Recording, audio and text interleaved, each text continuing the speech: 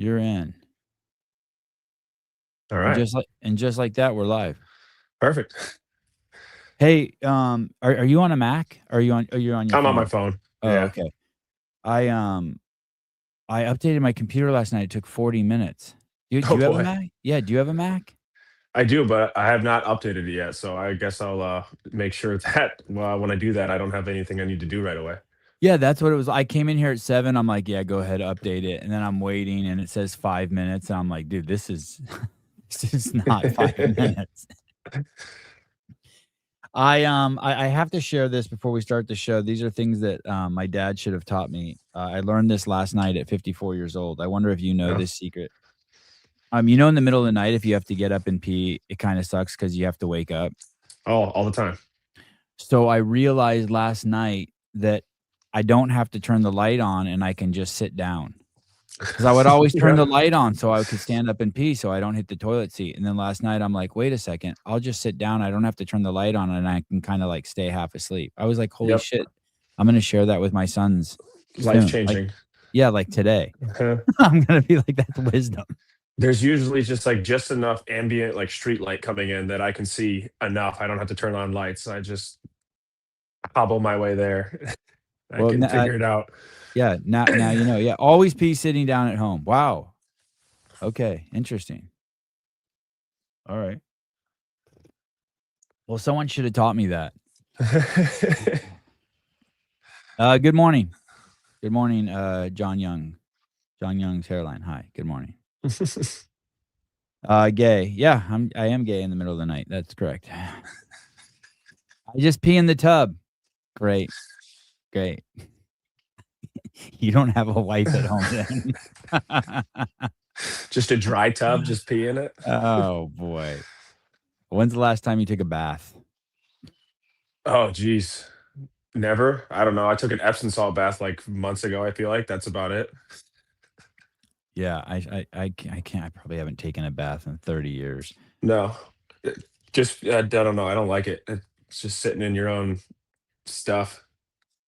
If I were to do it, I'd probably end up doing it at a hotel. I probably wouldn't do it at my own Mm, house. It would be somewhere hmm where I just had like tons of time.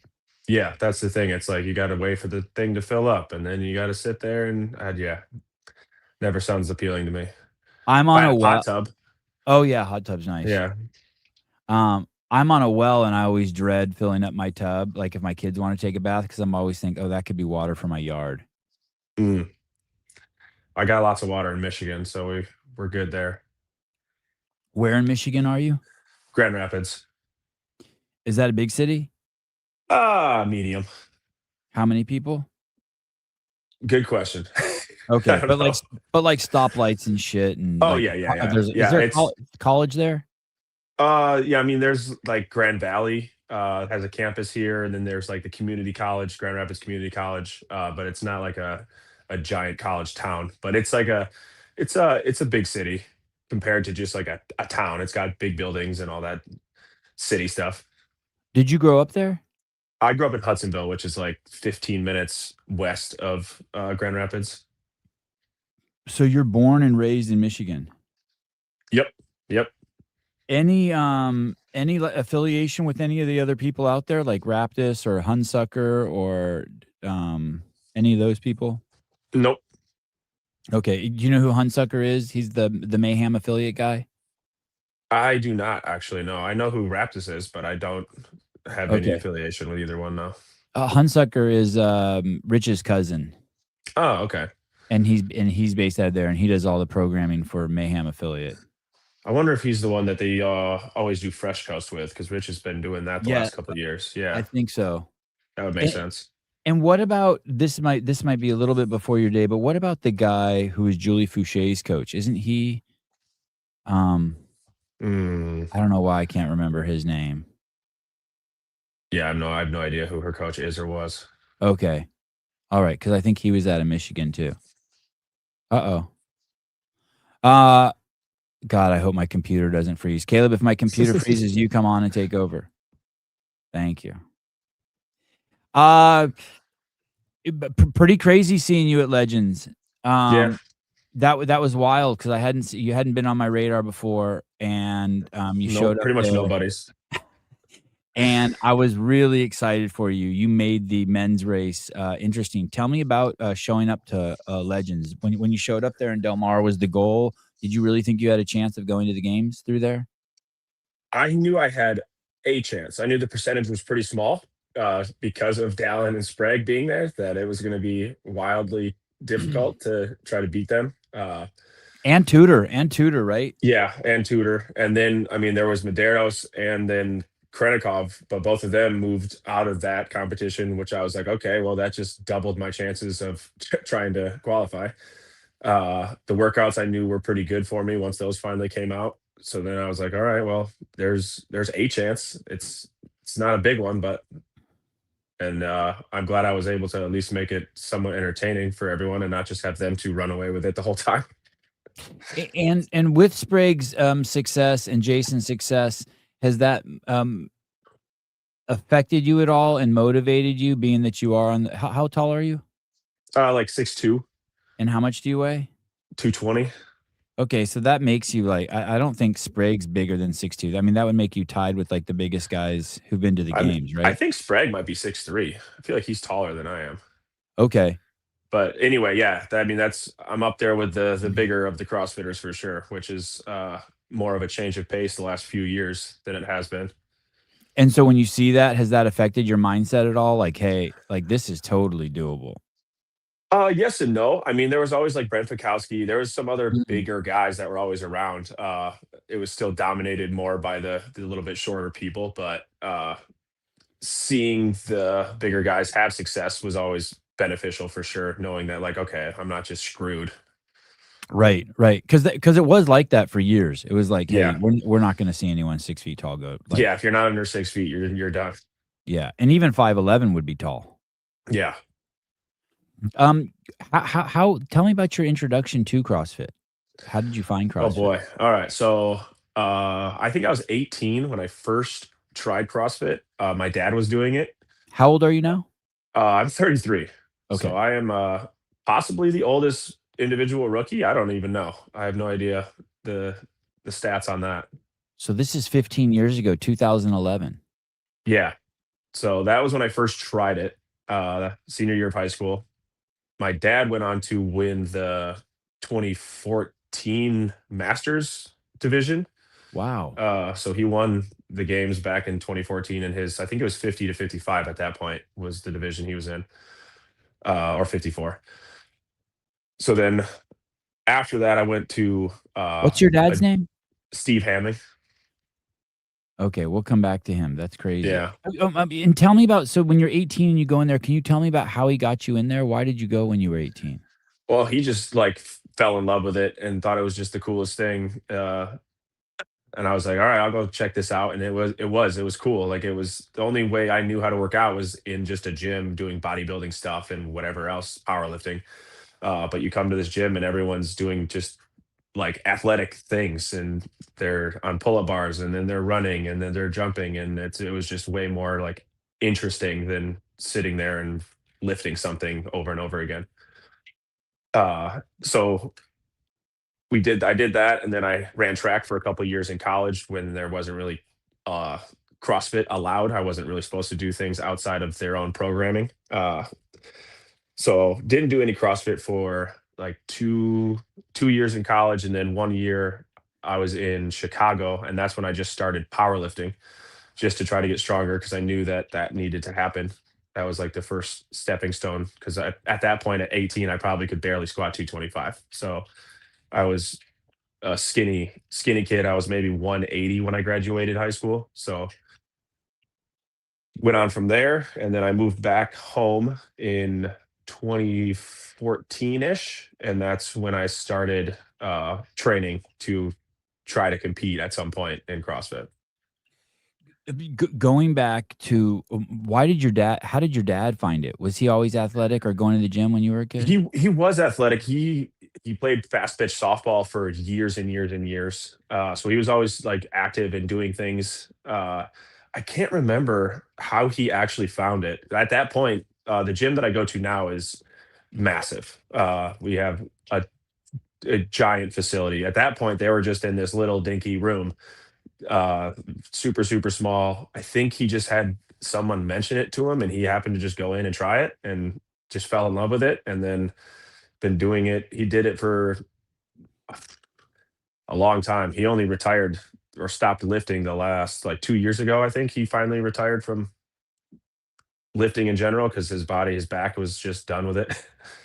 How old Uh, is he? he just actually had a birthday last weekend while I was competing. So he just turned 67. Oh, that's awesome. And maybe he'll Yeah, come back to it. Sometimes you just need a break. maybe, but I highly doubt it. He went on to win a bunch of stuff in Olympic lifting after CrossFit. So he kind of retired Oh, from CrossFit and then he did a bunch of Olympic lifting stuff and got a bunch of records and then kind of retired in general from that. Now he just goes to the gym and lifts and plays pickleball and does that sort of thing. so it looks like you were around 16 years old, 2012 when your dad first got into it. That sounds about right. Yeah. And do you remember that when he first started getting into it and talking about it and coming home and like his body transformation? A little bit, but I mean, once he finally brought me into the gym is what I remember the most. I went to the old. I think it was in Cascade. I went to the old gym one time, as far as I can remember, and it was just like I don't know, four people in the class at that point. Now our gym has like 500 plus members. What's the name of the Yeah, gym? Eighth Day Gym in Grand Rapids. Oh, why do they call it that? Uh, You know?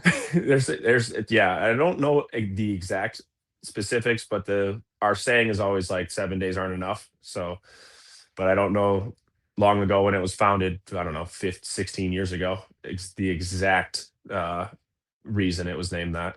Oh, I like it. That's cool.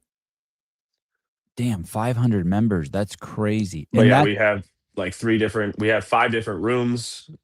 We hold 3 different types of classes, CrossFit, boot camp, and now High Rocks as well that we just started in like January of this year. So we have a whole brand new facility for High Rocks training. and how's that going? Is that just booming? It is right now, yeah. It is, those classes are usually very full. God, that's cool. Oh, the place is huge. Yeah, it's massive. And sorry, and that is in Grand Rapids, 8th Yeah, it Day? is. Yep, And you're a coach there? I am. Yep, I've been full time there now for about 4 years. That's crazy. I wanna ask you about coaching here in a second. Okay, so at 18, and you graduate from high school and you said you went to Oregon to do track? What, Yeah, it was a junior college right by U of O. Mhm. So I went out there. I did a decathlon, which translated pretty well for CrossFit. Went out there, competed for a couple years, did really well, but didn't really love it. And the goal when I went out there was to eventually transfer to U of O. Uh, Once that's kind of started to materialize, I realized I wasn't really going to get any sort of crazy scholarship, and I was like, this is not worth doing if I'm not going to get uh, paid to do it. So I stopped running track. Tell me the events of the decathlon again? Oh, so obviously it's 10. Mhm. Basically all the throwing events other than hammer. So we got discus, javelin, shot put. Then you got long jump, high jump, the 110 hurdles, 100-meter dash. You got the 1,500-meter run at the very end, the very last event. Pole vault. Did I miss anything? I didn't. I wasn't counting as I was The listing all those. pole So vault's in there too, yeah. huh? Oh, That's that was awesome. definitely my favorite. It's just a wild feeling to sprint down this thing with a pole and then plant it and hope that you're gonna spring over a high beam.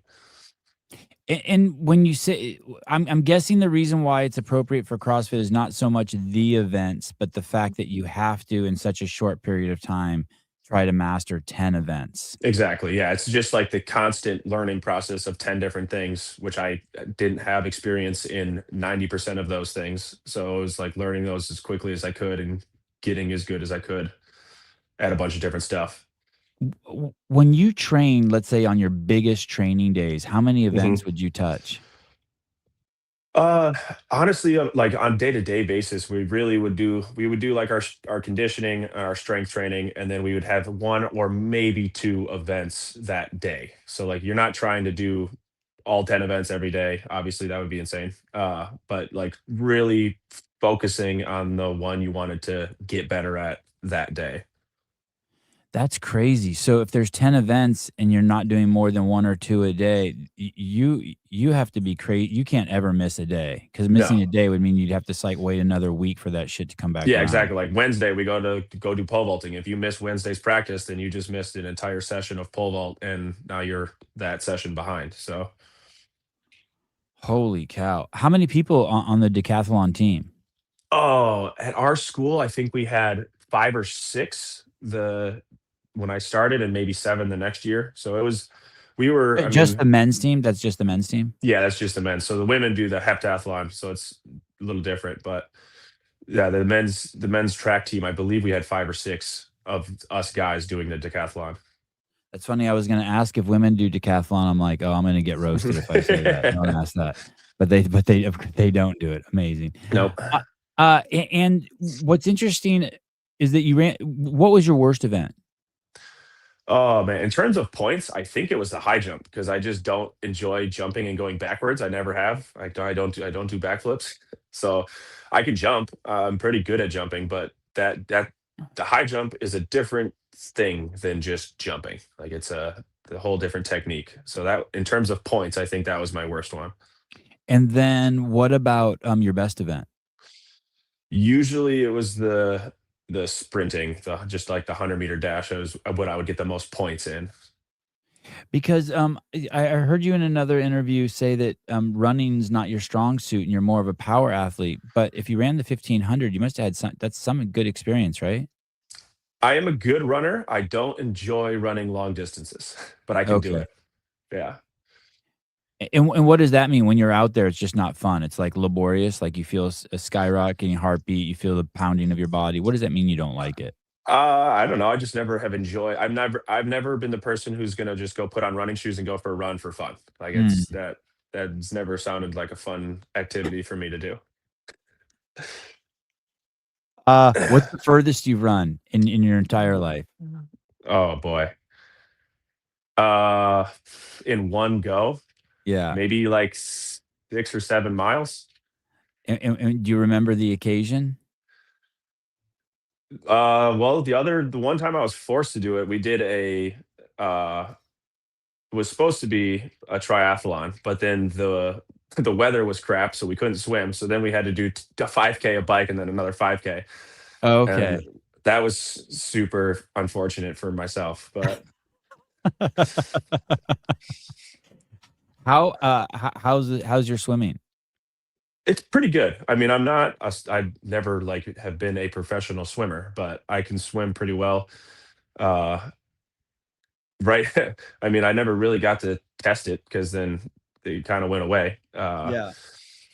But in terms of like whenever we did swim practices with the team, I was always one of the better swimmers on our team. So it's hard to say how I would do against an entire field of people. But Did you ever swim competitively? no, I think I was on a swim team when I was like 9 or something like that. But that's the Okay. last time it was any sort of competitive. It was just swimming for fun all the time. I mean, I grew up with a pool and I grew up on a pond, so we were always in the water. But Yes, he said 6 or 7 miles. You know what? I've asked probably 3 or 4 athletes. It popped on my radar after Jason, did that run with Cam Hanes. I don't know if you saw oh that. yeah, I did. And I didn't see the whole thing, but I did see that he did that, and that would be brutal. he did really well, and then either someone asked him or he offered up that he had never run even close to that far. Like, I Oh think yeah. he said the furthest he's ever run are 6 or 7 miles, and that kinda I don't know why that kinda shocked me. I thought that most CrossFitters, elite CrossFitters would have done a half marathon at some point, but it's not so. No, no. I mean, I feel like most of the time, anytime I end up running really far is because I was forced to by either the competition I was doing or if it was written into training. But most of the time, like with CrossFit, we're running and then we're doing the bike and then we're back to running and then we're on the ski and then it's like it's never just like here's 45 minutes run and that's all you're gonna do. Yeah, are we expecting a long run at the games this year? I Something would over 5 assume miles? I have a feeling we're gonna see a long run, yeah. And if you don't do that, well, will you do a few of those before the games? I'm just thinking mainly in terms of like getting your body used to recovering from it. Yeah, I'm for sure gonna be hitting some longer runs, in my training leading up to the games. Uh, so I've trained for the games for the team side of things, but it's always different with, team stuff. The run last year was the first time we didn't have to hold a dang rope as we were running, and that was very nice. Yeah, that's got to be annoying. Oh, it's the worst. Yeah. Why do they do that? Just so you'll stay Just to stay together, I guess. I don't know. because they could still tell you like, "Hey, your You time's got to when the stay last," close. or they could just say, "Hey, you can run wherever the fuck you want, but when the last guy crosses, that's your time." Yeah, exactly. And you would still stay with your team at that point because it does like sometimes you help a teammate out by pushing them a little bit and putting your hand on their back. But running with a rope, I mean, it changes your running because you're holding something, so you can't stride as well. And then it's just annoying to have to be that close to everyone while you're running How the whole long is time. how long is the rope? It always varied. I mean, the one that we ran there, that one was pretty long. Like I was holding a bunch of extra rope because I was on the back. I was holding a bunch of extra rope that we didn't need because it was long enough that otherwise it would just been dangling and flopping all over the place. Dylan, did you compete with your girlfriend? I did X, yeah. Ex Yeah, how was that? Was that stressful? No, it was honestly, it was fine. Like I mean, we both love CrossFit, so it's just like when we were training, it was training, and everything just like was all about business. Like we were here to get better as a team, and having the four of us, like it worked out fine. Did you meet her while you were on the team with her? Uh, no, it was just through the gym. Oh, okay, and then you guys Yeah, got on a team together. yeah. That's not what ended the relationship, is it? No. That would be a lot of people say they can't work out with their mates. Yeah, I mean, I think it's everyone's gonna be different. I mean, you see Chandler, just crushing it with his wife, and, like, I think every couple is gonna be a lot different. Do they do team competitions together? Yeah, they just did, last weekend. They just competed. I think they won their division. Oh, for some reason, I thought he was on a men's double. I think he was on a men's doubles team. Oh, maybe they both won then, because I think I Yeah, saw a post saying, like, whatever, first place. I think you're right. I think they both did win. They both got the 5 grand. Yeah, but they've been competing together on different things, either high rocks or other stuff. I've seen it multiple times, so yeah, everyone's just gonna have a different view on that, competing with your significant other. When you, were on a team, how many times did you guys go to the games? Twice. Twice. The in 2023, we missed out, by qualifying by just 1 spot. Technically, we tied for the qualifying position, and then we lost the tiebreak. So that sucked. And then the next year, crushed it, took 5th at the games, and then went back again in 2025. Okay. And how did you do in 2025? I think we were 10th overall, had a couple bad events, and that dropped us down. And you tried to go individual before, right? 2022, I believe, is the only year, and at that point, I really didn't have any, like, expectations of actually making it. I just did it because I qualified for semis individually, and I just wanted to do that at least once. So, went to Granite Games back when that was still around. And what place did you take there? 11th. Out of a field of 30? I think so. I believe it was 30, maybe it was 40. Was that the year Jason won? Was it 2022? He showed up there It and might have kicked been. ass? Okay, someone will say in the chat. Yeah. Um, and you when you went there in 2022, you didn't have expectations to No, I mean, win? I don't remember if I barely qualified or not for semis, but I didn't really have any expectations of going farther than that. It would have been incredible if somehow that happened. And, when you pivot to team, why did you pivot to team in 2023?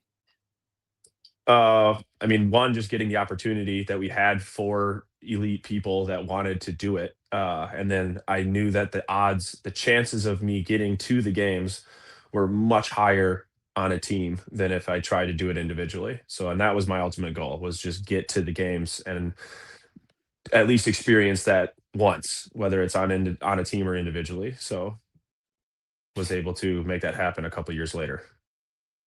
And then this year, when did you decide you were gonna go individual? I mean, the thought came to my mind after last season. We knowing that our team was probably going to be kind of splitting up at that point. Our Danielle ended up getting pregnant, so she's about to have a baby here soon. Jordan's been competing individually. He just did the Syndicate Crown last weekend. Uh, Rachel was also going to try to compete individually, but she ended up having an injury that's been holding her from competing the last like 3 or 4 months. So then it was kind of like, well, I either have to find a team and go travel and like have to go to their gym and do all that. And that would have been a lot of extra work and time and money to try to make happen. Or I just try to go individually and see what I can do. And here we are. Yeah. It worked out. Were you how was that? So, one pregnant, one injured, and one guy goes individual. Were you disappointed? Were at first, No, were I you mean, like, "Mm." we got like I felt like the box was checked at that point. We went to the games, we went to back to the games. So we went there twice. It wasn't just a fluke the first time. So I felt like the team, as fun as team stuff is, like I checked the team box, and whether it worked out again or not, it would have been all right. And, um, how much better are you now than you were when you made that attempt in 2022? It's hard to even quantify that, but definitely better. Not only Like, just like mentally better, but physically just better all around. tell me about the mental part, like more self-belief or Yeah, I mean, once less things you going on in your life? just yeah, once I mean, I've now you get more higher level competitions under your belt, and now I've been to the games. I know what it's about. I wasn't in the individual side, but I was there with the individuals, and just seeing how like it's just like it's a CrossFit competition. Like it's not a crazy thing. It's and you're there with the best of them, and we did really well with the best of them. So just kind of getting more confidence in general that you're where you need to be. How many comps do you think you've done in your life? Oh boy. I mean, if you're including just every single CrossFit All competition, all of them, yeah, local, a everything. lot. Because Like 20? at least Okay. before I was competing, like trying to compete at semifinals or with CrossFit. I mean, I did so many local competitions because that's what I could do. So partner competitions, individual competitions, just and all the stuff. We had a bunch of things going on in Michigan. There's a company called Lex Artist that would hold CrossFit competitions all over the place. So yeah, I did a lot of those. And has your thoughts on what competing means to you evolved over the years? Like, why were you do you know why you were competing so much in the beginning? I mean, one, it was just getting the experience. Yeah, that's our gym host used to host a competition every year. We call it the GR Games. Uh, but just getting the experience of competing. I mean, I've always loved competing, and that's part of why I started doing CrossFit because kind of every workout you do is a little bit of a competition. It just it makes exercise more fun for me, and it you always have a goal to try to get better, compete better.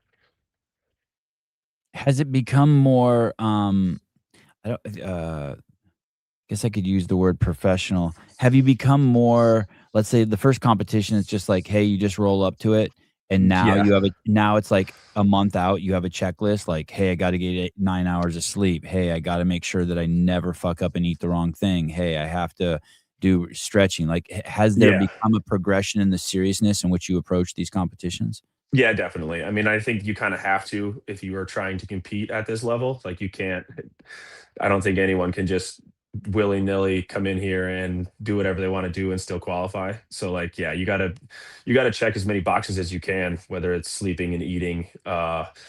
And then obviously you learn all the different things about like the carbs to eat and all the other stuff that can improve you by 1% as you're competing over a weekend. So yeah, the dedication to competing at the highest level that I can has definitely changed the way I approach competing. When you did the Open, Dylan, did you know that this was the beginning of a journey to try to make it to the games? Had you made the decision that early? Yeah, at that point, I was committed to uh, like trying to make it to the games individually. It's interesting. Is that stressful? Did any part of you be like, "Hey, I'm not gonna say that, or I'm not gonna think that. I'm just gonna do my best and flow," or did you realize it was important for you to start putting some pressure on yourself? I mean, I guess a little bit of both. I did. Are we just talking like this season alone, like in Yeah, general? specifically, Yeah, yeah, like this season, as you approached it in the Open, are you like, "Okay, this is yeah. I like." mean, I was definitely telling people like I'm going individually this year. And uh, I mean, the pressure. There was pressure, but there also wasn't. Like I was going to try to make it as far as I could, and if I didn't make it, I didn't make it. Like there's my life isn't uh affected by not making it to the games in any way. I'm not. I don't have any issue if I didn't make it. It would just been a bit of a huge bummer, but nothing else would have happened. So And as far as how serious you were taking it going to the Open, would you say it was very high? oh yeah, yeah. The I mean commitment? I did everything I could to make it. And how did you do in the Open? This year I was I'm not going to remember the exact number. I want to say I was like 78 or something like that. And is that the highest you've ever finished in the Open? I think I beat it. I think this was by one place, one or two, something like that. Am I right? 77th. Okay, so you beat it 77. by Nice. 9 places. Wow. And last year. Okay, so you've just been Yeah. getting better and better. And that was the goal going into the Open. I wanted to try to be top 100 again because that's just kind of like a cool number, be in the top 100. Yeah, for sure. And then, you you go to the quarterfinals, and how are those? They were all right. I had that stupid dumbbell freaking squat clean bar muscle up workout did terrible, and then you see that happen again last weekend the thruster and ring muscle up workout. So I got some work to do there. But other than that one, they went pretty well.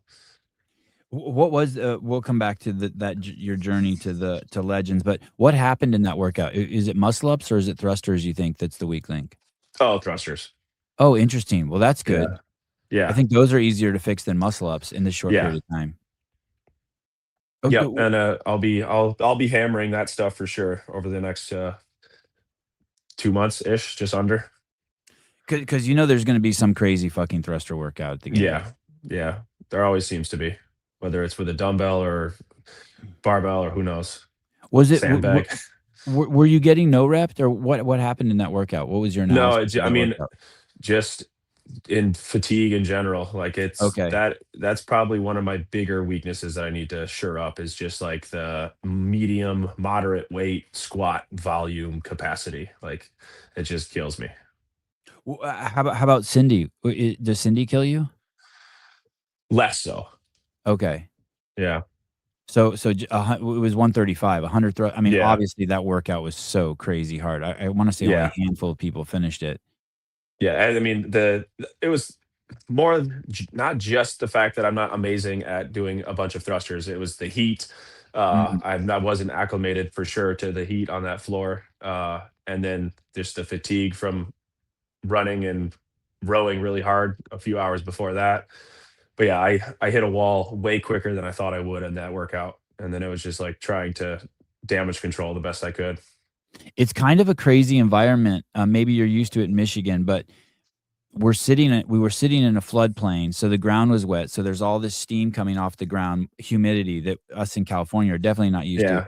And in the shade, it was 10 or 15 degrees cooler than the sun, and then it was another 5 Oh degrees yeah. hotter on the floor, I could only it must have felt like it was 100 degrees on the floor with the black mats, and then it being especially on the last day with it being like 93 degrees or whatever. Yeah, it was wild. That first day, I mean, I was very happy that it was a little cooler on the Yeah, the first day because that would have yeah, been, just a whole different game, but, I mean, in Michigan, like, I think we had, like, 1 or 2 days where it was above 80 before mm. I went out there, so it was I mean, I've been training in the cold, basically, for the last 6 months, so that going outside and competing in the heat was definitely, a factor.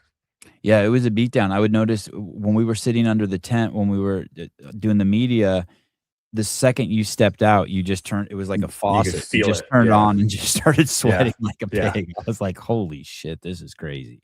Yeah, I mean, after the last event, the drug testing, I probably drank 4 or 5 bottles of water, and I still barely had enough pee to fill up the cup for them to use. Crazy. So, he said I was very dehydrated, so and that was just drinking water all day long. So you finished quarterfinals, and where did you finish in quarterfinals? Another good question. Uh, Not as well as I was hoping because of that one workout. So I think I dropped into, like, the mid ones, like 140 or something like that. Uh, but again, had I not had that one crap workout, it would have been probably half of what I was at. Okay, so, Oh, better than I thought. oh, 92nd. 92nd. And g is the concern I don't know, I'm gonna say this like a statement, but, feel free to correct me. Is it Mhm. a concern that if you finish too low in quarterfinals, then you're basically you have to do the online semifinal because you won't get an Oh, yeah. invite or be able to go? I thought after I finished and then, like, the results came out and I was 92nd, I was like, "Well, shit, that sucks." Like, I'm not gonna get invited to anything because, I mean, they're gonna invite the top 50 guys to these semifinals. So I immediately went over to, the Torian Pro and put all my stuff in there because they were only using quarterfinals, and I knew there wasn't 30 people ahead of me in the Oceania region, so I got into that one. That was gonna be the one I did because I didn't think I was gonna get an invite anywhere else, and then I ended up getting 3 other invites, and I was like, "Oh, sweet, okay, I'm not gonna go to Australia then." Oh, that's cool. And which ones did you get invited to? So obviously the 2 that I did, Legends and then NorCal, and then I also got invited to Syndicate as well. And how did you choose Syndicate and, NorCal were on the same weekend. How did you choose? Yeah.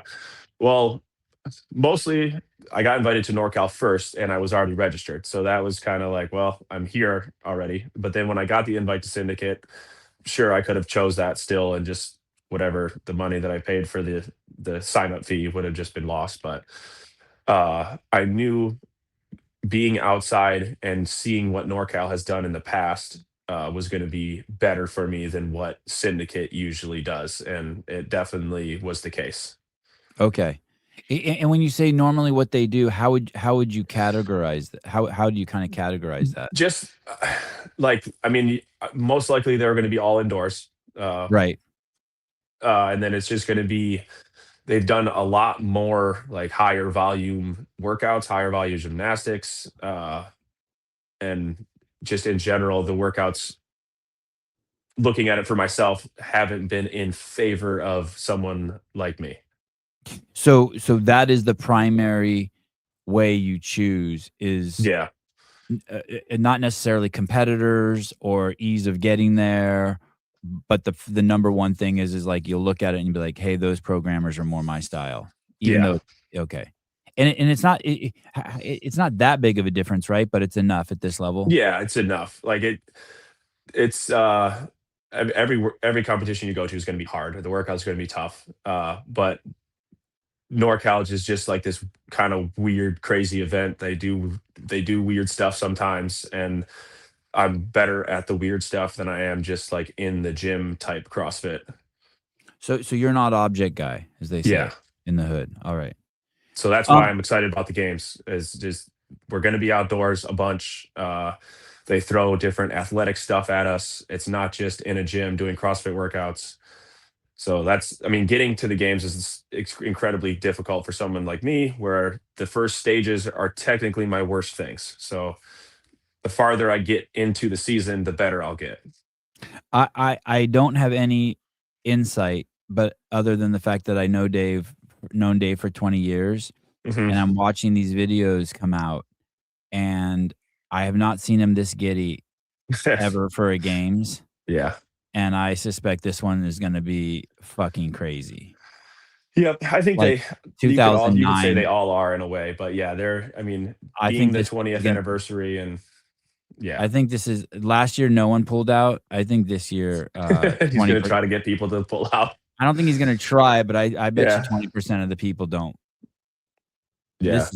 I have a feeling this is gonna be really, um, the fans are gonna love it. I think this is gonna be one for Yeah. the fans, you know what I mean? I Yeah. think Well, I hope I think so if I because think if ever last year that was one for the athletes, like, "Okay, let's yeah. get our footing back and play it safe." I think this one's gonna be like, "Okay." I think some risks are gonna be taken, and, um, it should be he seems like a kid in a candy store. Yeah. It'll be a good time regardless of what comes up. I mean, it's nice for someone like me where like my life doesn't depend on this in any way, so now I can just go have fun at the games and the main goal is to not take last place. So Yeah, you're not gonna take last place. no, Um I don't expect to. Tell me about so when you signed up for Legends, so you had signed up for Torian, then you knew you weren't gonna do that. So do Yep. you sign up for Legends and NorCal at the same time? Like, They were hedging your bets? close. I Yeah. think they were within a week of each other or something like that. Yeah. They were very close together when I got the invites. So obviously NorCal was like, okay, well, if Legends doesn't work out, I have another one, and that will be my last chance in person. And I knew that if I didn't make it there, the chances of me qualifying online were slim to none. So, And why do you say that? well, A, because of the field that's going to be competing. For the online, it's gonna be Yeah. every Tom, Oh, Dick, it's and going to Harry? be Yeah. absolutely stacked. It's going to be a bloodbath out there for those 7 spots. You've got so many guys, so many good athletes that haven't qualified in person yet that were just either just outside of qualifying or just haven't done a competition or whatever. But yeah, the level of competition and then knowing that it's online and it's going to be the workouts can't be that crazy because you have to be able to film everything. So we're not going to see a bunch of odd objects. We're not going to see a bunch of different running. It's just going to be more of a gym CrossFit workout. And again, that's not my forte. Do we know how have they announced how or who can qualify for the online competition? Is it any of the 2,000 or do you have Yeah, I believe it's Oh. anyone in the quarterfinals, the top 2,000 can sign up and do it if they would like. Oh, that's gonna be amazing. Oh, aren't Yeah, you so glad you get I to mean, watch that now we're gonna from have hundreds afar? of athletes, at Yeah. least hundreds of athletes sign up and do that. So yeah, I'm glad I Oh, don't have to. Really glad. and you're gonna get to enjoy it. Yeah. So tell me about Legends. So you sign up for Legends, and then you know that these guys are going there, Dallin, Tudor, and James. Yep. But do you have a talk with yourself ahead of time? How do you approach it? Are you like, "Fuck it, do or die," or what's the Yeah, I mean, approach? I was just like, okay, I'm going and I'm gonna do the best I can do in every single one of these workouts, and then we'll see where the chips fall. I had no idea. This was my first individual high level competition that I've done in the last 4 years. So it was just like, all right, here we go. Let's see what happens. And did you end up meeting, Dallin and James and Tudor while you were there? Yeah, I did. Yeah, they're all super cool. I think almost all CrossFitters are we're out here doing the same thing. Everyone's always super nice, and obviously in competition, the intensity is a little higher, so it's not like we were chit chatting all the time. But yeah, after the competition, we talked some. Uh, but yeah, it was cool that I've been watching those guys compete for the last few years, so to just finally like meet them was cool.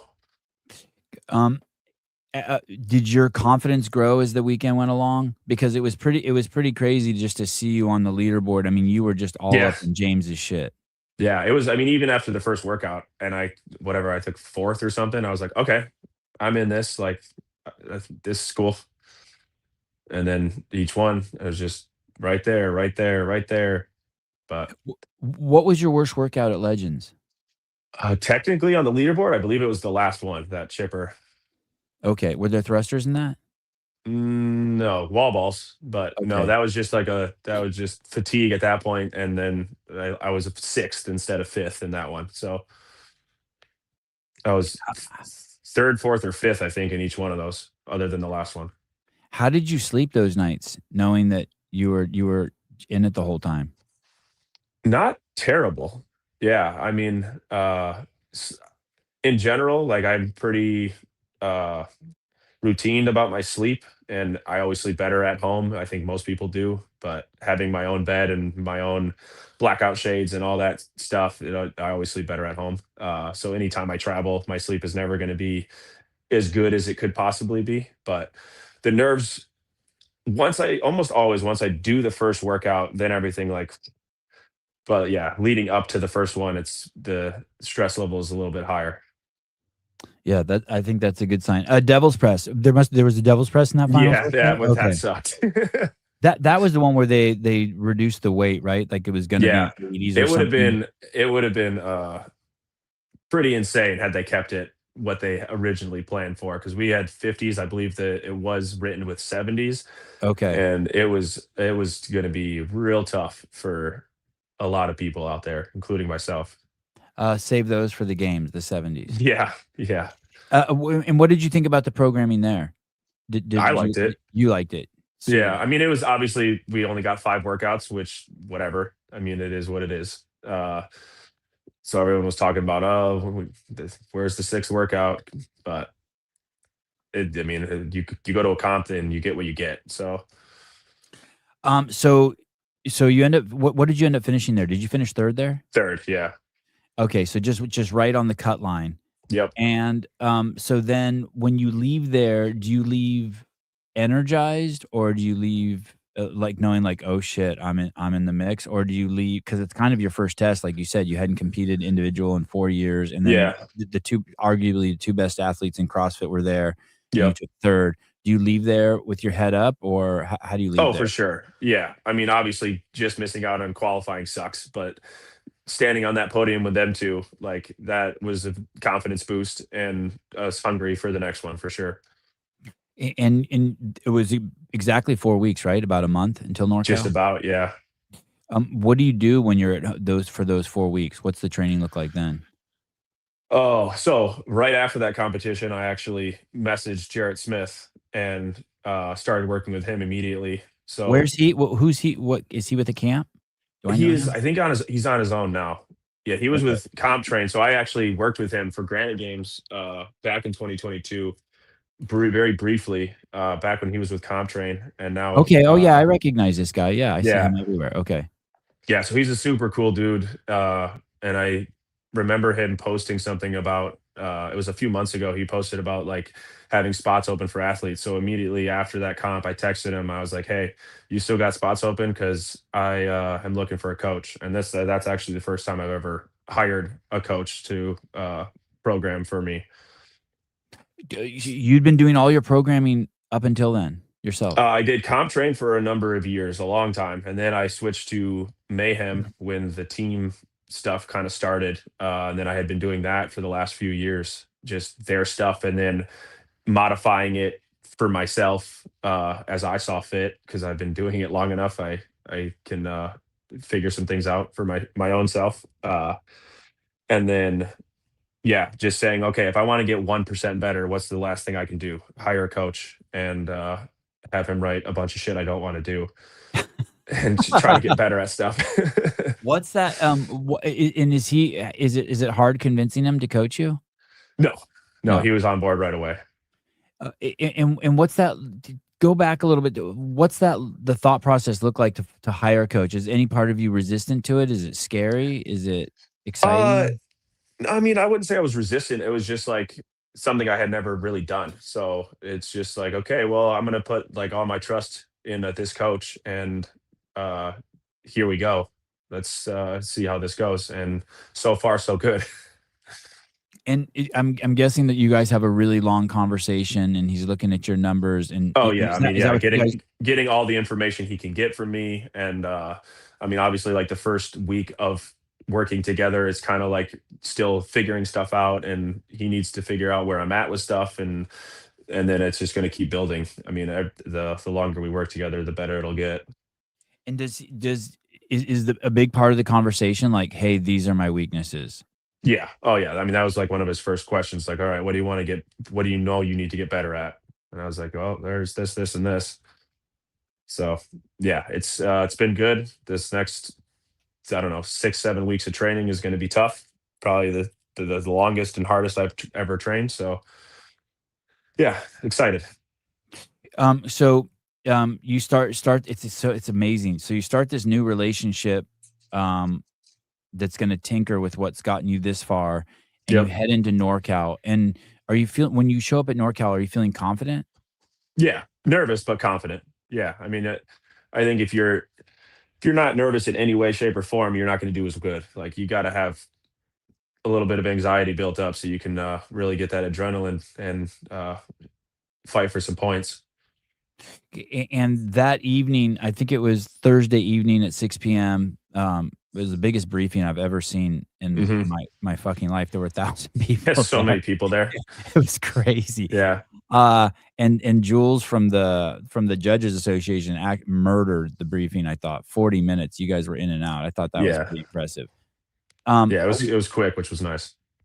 How does that? Is Jared there with you, sitting next to you, and No, does he so I know? mean, obviously, like with the short time frame that we kind of started working together for to have him try to drop everything and fly out to Cali. So he told me right away, he's like, I won't be able to make it out there, but like as soon as they release the workouts, we're gonna get on the phone and we're gonna talk through all these things. So that's what we did. And what does that look like? Basically, just that night, you just go through the workouts one through how long is that phone call? And you're like literally like Oh, he's like basically helping it you was visualize it was it. probably close to as long as the briefing was. Okay, So we talked about each one kind of briefly, but then we were just really focused on the two that were coming up the next day, and then each night we would talk about the next two. okay. And when he's doing that, are you visualizing them like as you walk Oh through yeah, them? Yeah. yeah, for sure. And is it a very detailed step by step you guys go through? I think it's going to depend on the workout. Like depending on how detailed the workout is and what's involved, and then just kind of like how I feel about the movements in each workout is going to vary. The first one, the rowing, double unders, and running, those are pretty basic skills. So you either have the fitness or you don't. So I knew I was pretty confident in the pace I could hold on the rower, and then I was confident with my running and double unders under fatigue. So that one was one that I knew I would do well in. I didn't know I would win it, but I knew I would do well in that one. And starting the weekend off with that one was pretty awesome. The Cal Su workout that had the 100 thrusters and 70 muscle ups? No, it was like 28 muscle ups. So It wasn't. it was a thruster workout. It was Oh, 100 thrusters and it wasn't 7 muscle ups after every 10 or every whatever. No, yeah. it was 7, 40, 7, 30, 7, 20, Oh, 7, right, 10. Yeah. right. Okay, sorry, right. Oh no, you're good. Did you, did you when you guys put together a plan for that, is the plan to finish it? Like, Yeah, I mean, I think the plan's do you always do to try to times and finish, but splits?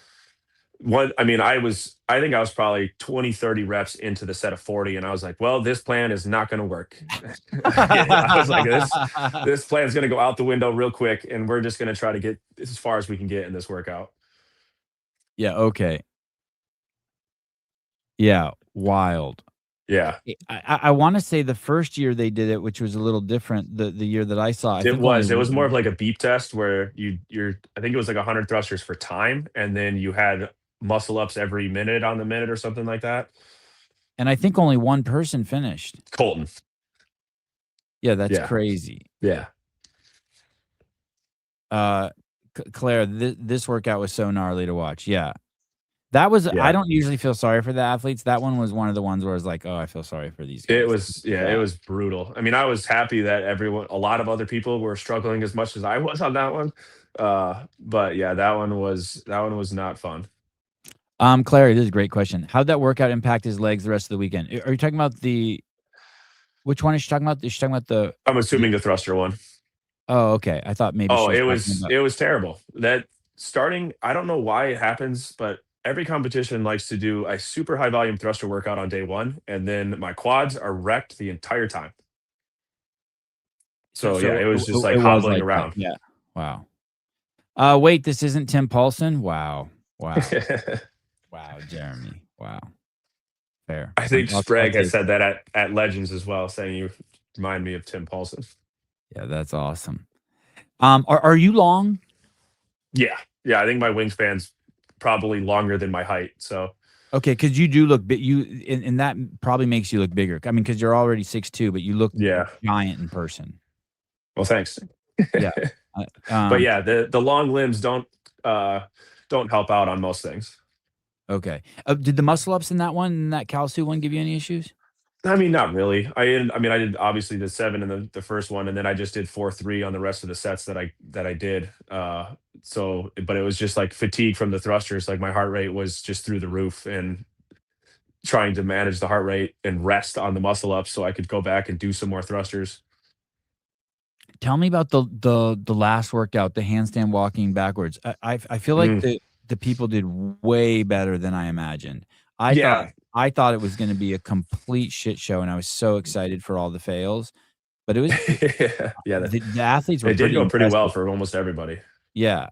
Yeah, that I was probably the most nervous that I've ever been before a workout, because I've never had a workout matter that much. Like that was do or die. Everything's on the line. This is I either am making it or I'm not because of this one workout. So it was stressful to say the least.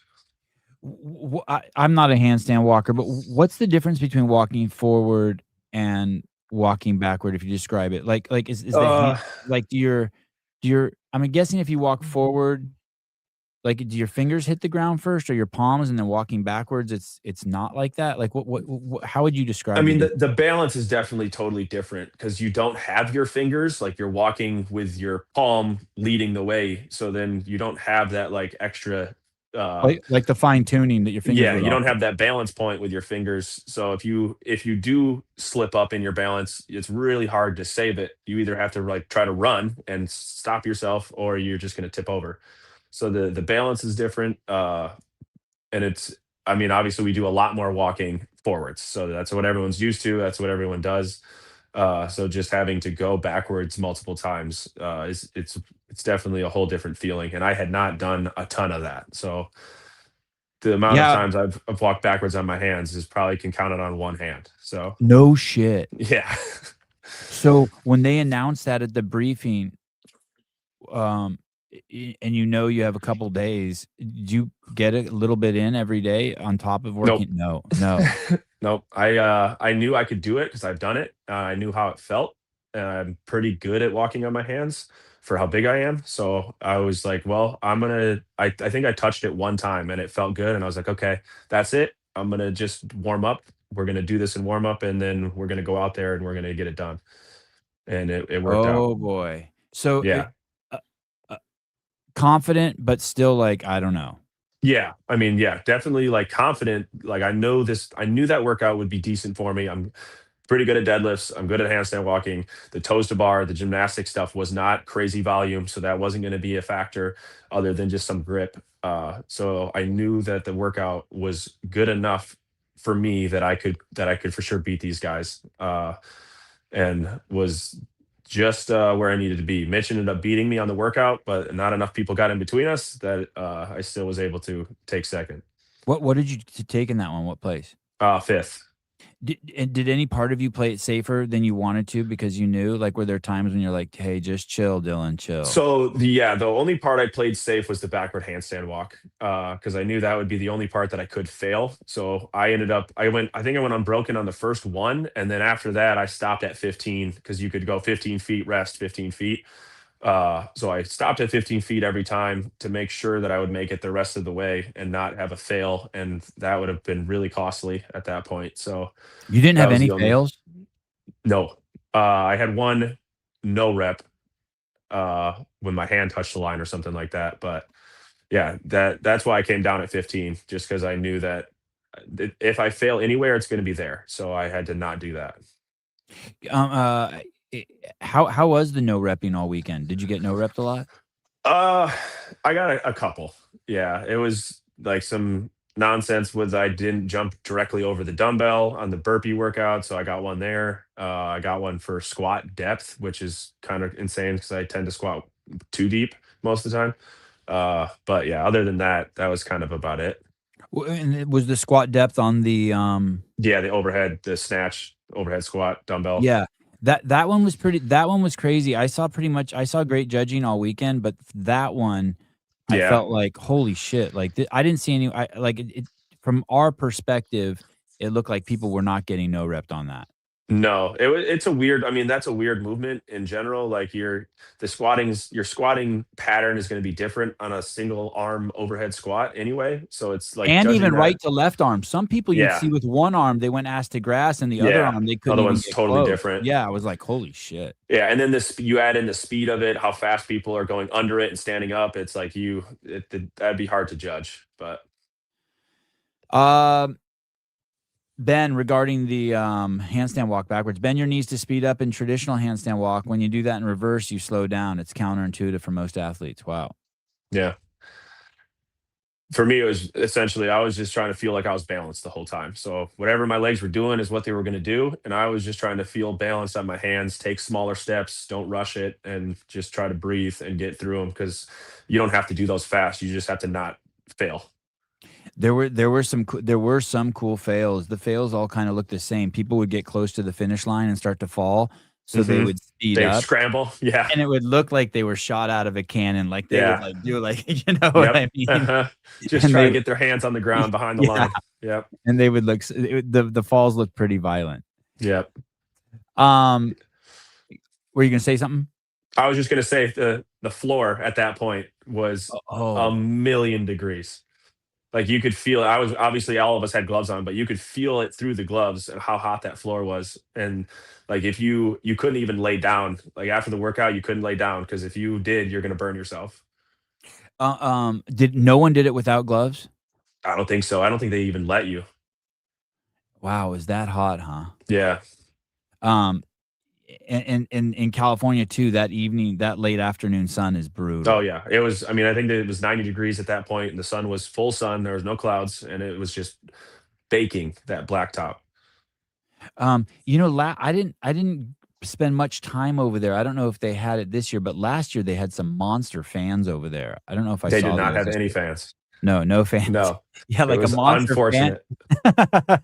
A monster fan on there may have lowered the Yeah. mat temp a few Yeah. degrees. Anyone who knows me at my gym knows how much I love fans, and I am always in the summertime, I have as many fans as I can get on and blowing at me. What was the prize money for you took second? Yeah, so it was I think they did 20, 10, 5, I believe is what they did for first, second, third.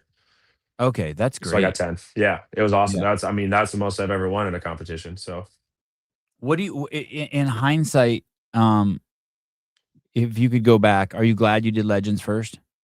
yeah, for sure. That having that just experience under my belt was definitely, an amplifier for this next one. Oh, and do you think, next year if you make another run, you would do NorCal again? Yeah, I mean, I love that, like, outdoor competitions are always so fun. Like, it's just a different vibe than being in an arena the whole time, the whole weekend. Or maybe some part of you would be, like, superstitious and be Yeah. like, "Hey, this is my spot." Yeah, I mean, I loved what they did with not releasing the workouts, that was awesome.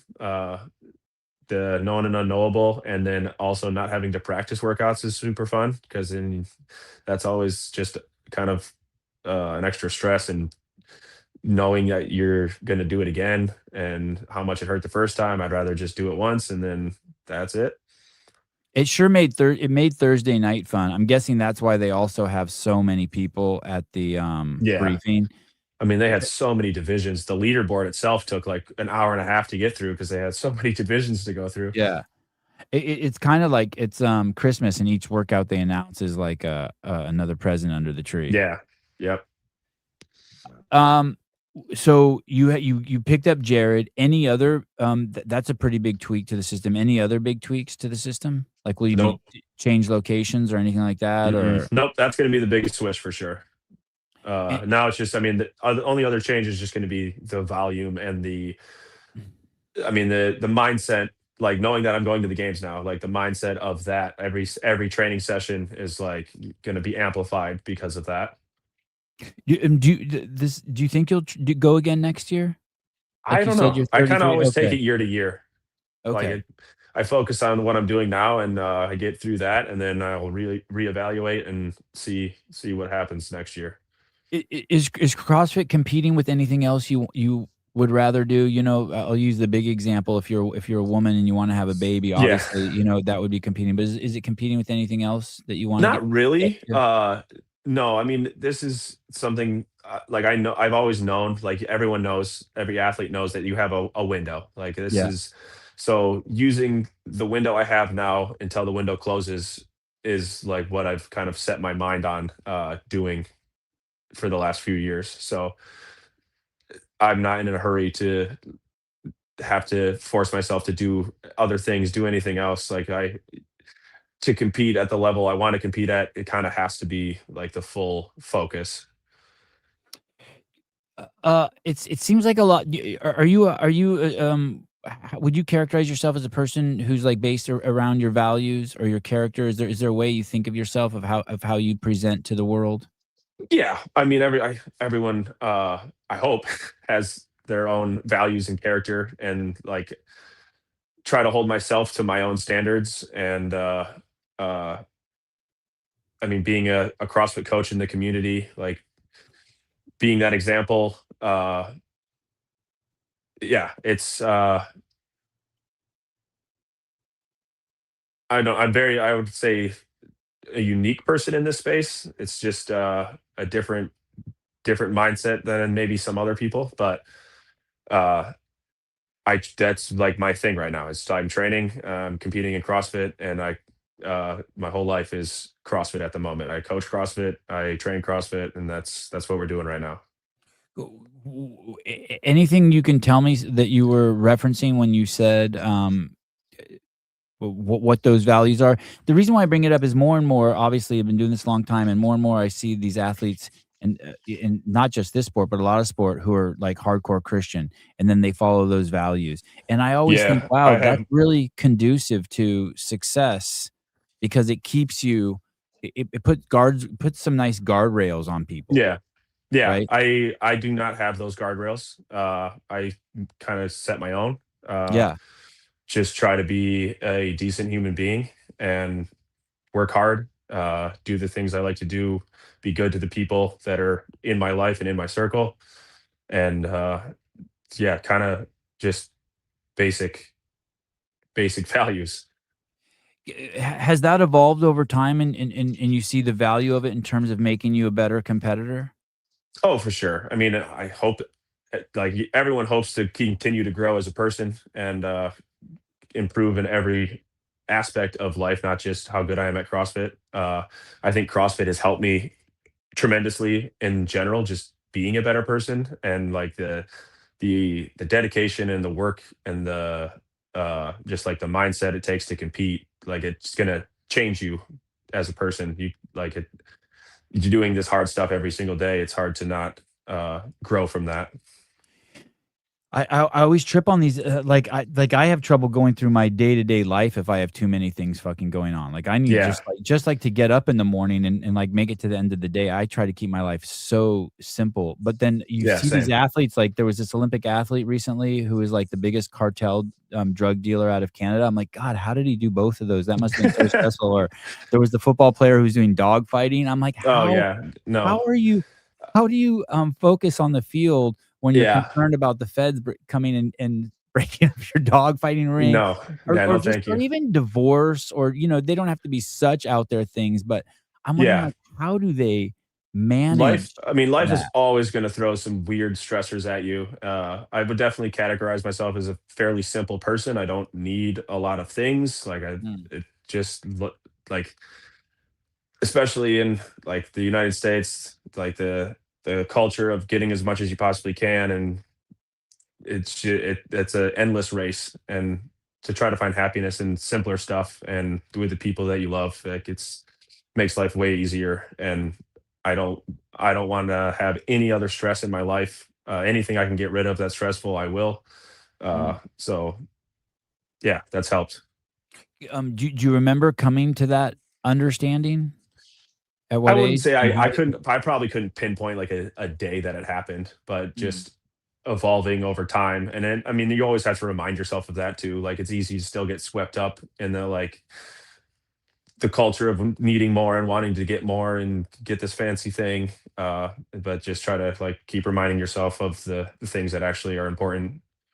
I don't even like to lend people shit, I just give people shit because like, if someone's like, "Hey, Yeah. can I would never lend someone a book. Like, really? Yeah. I have to fucking remember here, it's yours. Yeah. Get this book back to me when you're done with it. Yeah, take it. And Yeah. on the other end, the other thing is I learned as I got older in life is just say no to things you like, if someone wants to borrow your car and you're not comfortable with it, don't say Yeah. yes, just say no. Just, like, it's okay to say no too. Yeah, for sure. "Sevan, can I borrow an FX3?" "No." That's a camera. There's If always a I limit. There's a limit yeah, to yeah. generosity, but yeah. So what does you said I think I heard you basically say this is gonna be the hardest training of your career now going into the games, or it's gonna be very hard.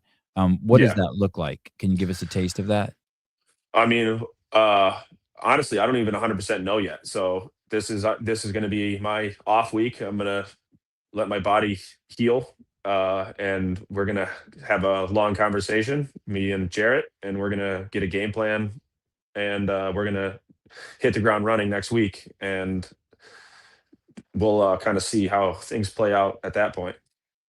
Um, when you say healed, do you have any, like, niggles or injuries, or is it, No, just in soreness? general, yeah. Like let all the inflammation disperse and just let your body uh, calm down after competing that hard for 3 days. That's I mean, right now would be the highest chance of injury if I just go jump into the gym and try to start hammering things right away. So I'm no spring chicken. I'm 33, so I'm not going to heal like a 23-year-old. So W just give myself a week and and get go better. from there. Yeah. Were you worked yesterday? I didn't do shit, but I was worked. Oh yeah. I mean, I was just dead. My body was just like, okay, time to shut down. Yeah. It was like Yeah. my personality turned off too. Yeah. Yeah, by the time that when I finally got done, we got home and we just was able to sit. I was like, "Holy crap." Like it just the not only like the physical exhaustion, but the stress, like all of that plays into a factor of how you're going to feel and like the anxiety levels that you're holding on to for 3 days. Like it once all of that finally just like releases, it's a big weight that comes off of you. Hey, in 2022, when you made a run for the games, I'm guessing that you didn't really have delusions that you would go, right? No, no, definitely not. Um, was there a big emotional charge this year?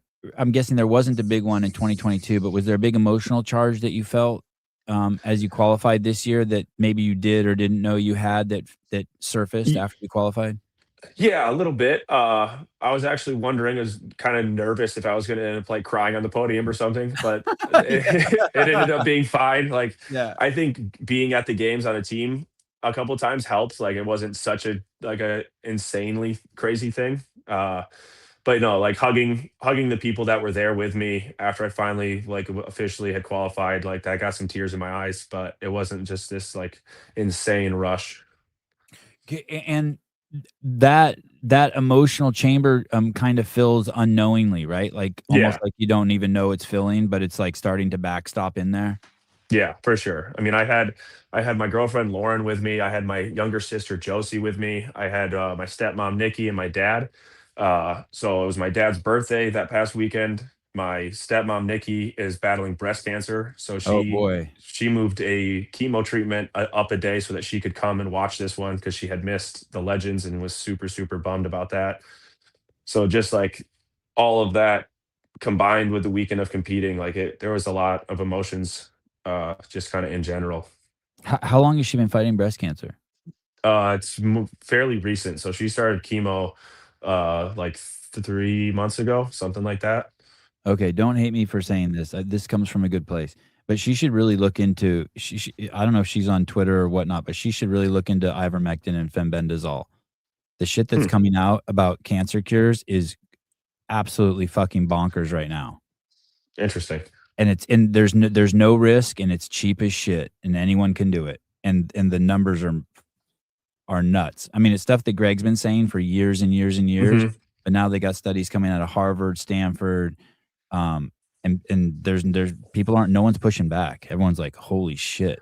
That's interesting. Well, I'll mention it to her. She actually works at Corewell Health, which is the giant healthcare system out here in Grand Rapids. So Yeah, they'll push she's, back big on this. There's no money in yeah, this here. no, There's no money in this no, here. No, but the no medical advice. Not medical advice. Okay, yeah, no, it's not medical advice. Yeah. Someone asked if you were single. no. No, I didn't even have to ask. He just said it. How is that? Does your girlfriend CrossFit? She does, yeah. Yeah, I don't know if you've seen the memes of the like one person doing something and then I do the same thing as my boyfriend, but at a different level. Oh, So okay. she does CrossFit, she loves it, but yeah, she doesn't do it to try to compete at the games. And how is that? I'm guessing times like this are also challenging for her because of your focus. Yeah, it's I mean, it's been great. She's amazing, super supportive, and crazy, like super happy for me. Like this is to be able to do this with her has been really fun. And when how did you guys meet? Did you guys meet in the gym? We did, yeah. Oh, that's awesome. Yep. I thought coaches weren't supposed to do that. It's frowned upon for sure. So you Yeah. have to be very delicate. Yes, definitely. Uh, Emma, my coach competed in the elite men's field at NorCal, flew back to Washington that night, and was coaching yesterday morning. I was shook. I'd be dead. Wow. Yeah, I took today off. Will you coach this month, even with your? Oh, 100%. I'm gonna coach tomorrow. Okay, so you get back Yeah. because you want to, like, to keep you Yeah, I like mean that's your that, schedule. yeah, I mean I like my schedule. I mean everyone at the gym is gonna be crazy happy to see me and want to talk about this. So like it's gonna be like a whole day of just smiles and partying tomorrow with every class that I coach. So When will you show up to San Jose? good question. I don't really know. I'll talk with my coach about that as well, but for sure days in advance. Like it's gonna be let my body. I mean, this will be my third trip to California, so I know exactly what's gonna be coming at that point. Uh, but yeah, whether it's gonna be the weekend before or Monday or whatever, we'll see. Whatever he thinks is gonna be best is what I'll do. Do you take care of those things like travel and hotel, or will Yeah, your girlfriend or usually. your mom do that? You'll do all that. Yeah, most of the time. That way I know that everything is done the way that I want it to be done, and, yeah, then I don't knowing that I did it and that it's done, I don't have to stress about it. I don't have to think, "Oh, what if, this, or that was done wrong," or who knows? Um, do you get super emotional a day or two following the events? Yeah. Do you come down at all? Um, no, I mean, there's an emotional aspect to it and just like, just the weight that's lifted off, but I don't no, I wouldn't say I get super emotional. Yeah. Christine Young says you better get on it. I would definitely try to find a place to stay. Yeah. Someone was saying that the World Cup is coming this. I don't know when it's coming, but someone was Yeah, I saying don't that know. shit's crazy in San Jose. Oh, is that where that's gonna go? I don't know. I'm guessing they'll do at least Okay. some. I'm guessing they'll do at least something there. Maybe it's just Yeah. a but California is going to be. I have a feeling it's going to be a busy summer. Yep. All right. Is there any stone I left unturned? Not that I can think of. Are you doing any fundraising for your trip? Yeah, I will be doing something. I don't know exactly what yet, but for sure something. All if I don't, all the members will be upset with me. So What about coach? What about coach? Would you ever want to coach a games athlete to take someone to the games? who knows? I mean, maybe potentially. We'll we'll cross that bridge when I decide I'm done. Yeah. Got it. And do you have any thought? I mean, I know you're just going to your first one, but does it seem like, okay, I've tasted this success and I got Mhm. another year in me? Well, I think that's going to be determined by my body, not my mind. So we'll see if everything Yeah. holds up and everything keeps going. You never know. I mean, any point something could go wrong and you're done for the season. So What's the worst injury you've ever had? while training, nothing Just crazy. I mean, I've like rolled ankles and I I mean, outside of training, I've like broken my foot, but that was years ago. But yeah, nothing insane. I've had like shoulder tweaks where I've had to rehab for a few months. But yeah, no surgeries or anything like that. Knock on wood. yeah.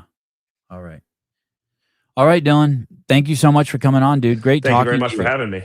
I don't know if I was screaming at you at Legends a few times. I really wanted you. I really liked because there was a thought that it was going to be a runaway, and you made Legends Uh-huh. interesting. So a few times Yeah. I was yelling at you from the fucking media booth. Some people say that's uncouth, but fuck it, I don't care. I'm not uncouth, and I'm Yeah, uncouth. I made that more interesting and tighter than I wanted it to be. So Well, congratulations, and we'll see you in Carson. thank you very much. See you out Uh, there. all right, thank you, See ya. ladies and gentlemen. Dylan Hamming. Wow, cool dude. New Tim Paulson. Damn, he's stoked. It's kind of like a, what's it called? Like a Cinderella story? A little bit. Yeah. Haven't seen something like that in a long time. Oh, shit, where are you? You sound like you're talking to me from one of those airports. Your flight will be boarding soon. Really? Your flight, yeah. Let's see. Yeah, I feel like he's the kind of dude who was just stacking hard work and wins for years and years and years and years. I don't wanna say he stumbled into this because God knows, he's done all those competitions. Well, I remember Eighth Day was pretty good. That team that he was on. They were good, huh? Mm-hmm. Oh, yeah, now your voice is way better. Okay, good. Yeah, I was toast yesterday. I had no my dad was here, my family was here, and I had no personality to talk to anybody. Yeah, I bet. Savon loves Cinderella stories. Invite him to the Born Primitive house. Yeah, that would be cool. Hell yeah. Dylan Hamming. Should it be mixed? Should it be a co-ed house, men and women? Or should it be just men or just women? Usually co-ed these days, huh? By the way, if you are an athlete and you need a place to stay, head on over to the cfnetworknews.com site and use their message board. Be like, hey, I'm looking for someone who can host me who lives in San Jose. That's right. And if you're someone that has a place and you would like to host an athlete, also make a post. Or if you just want to be a benefactor and you have an extra hotel room and you want to help an athlete out, make sure you do that. Yeah, classifieds. There it is. And if you have if you're a pervert, don't do it. I mean, if you're the athlete and you're the pervert, it's fine. But if you're the host, you can't. Don't be. If you're a pervert, don't do it. Don't get yourself in trouble. But I think that's a cool thing to do. I think we can. I think the community can do that.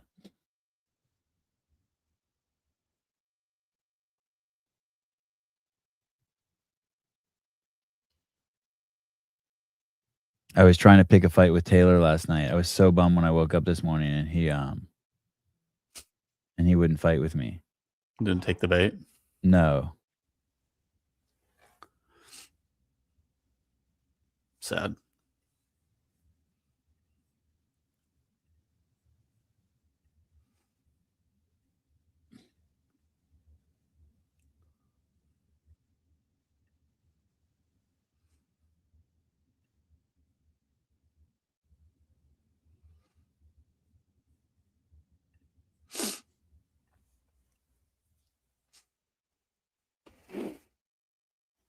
Oh, what time did you get back yesterday? Wow, this is a crazy fucking exchange. Have you seen the Mm-hmm. I want to see who that is. nut jobs, whoever it is. I want to see what this guy looks like.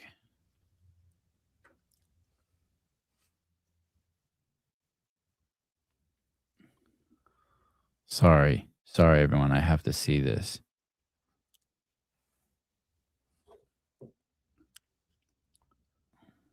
Damn, I can't find him. I recognize the name. Someone sent me a picture of that guy. I think there's a picture in the. If you scroll further down, I think they might have found him. Oh.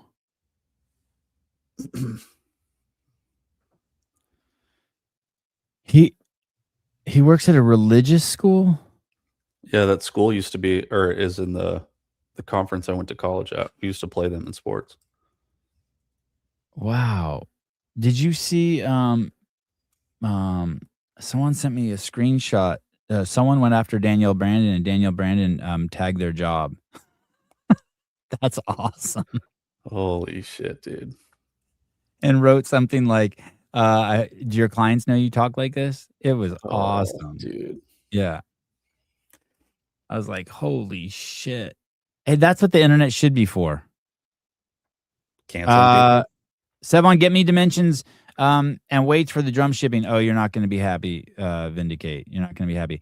I was really going to send it to you. And there's a guy in town who said he would fix my skateboard ramp for the drum set.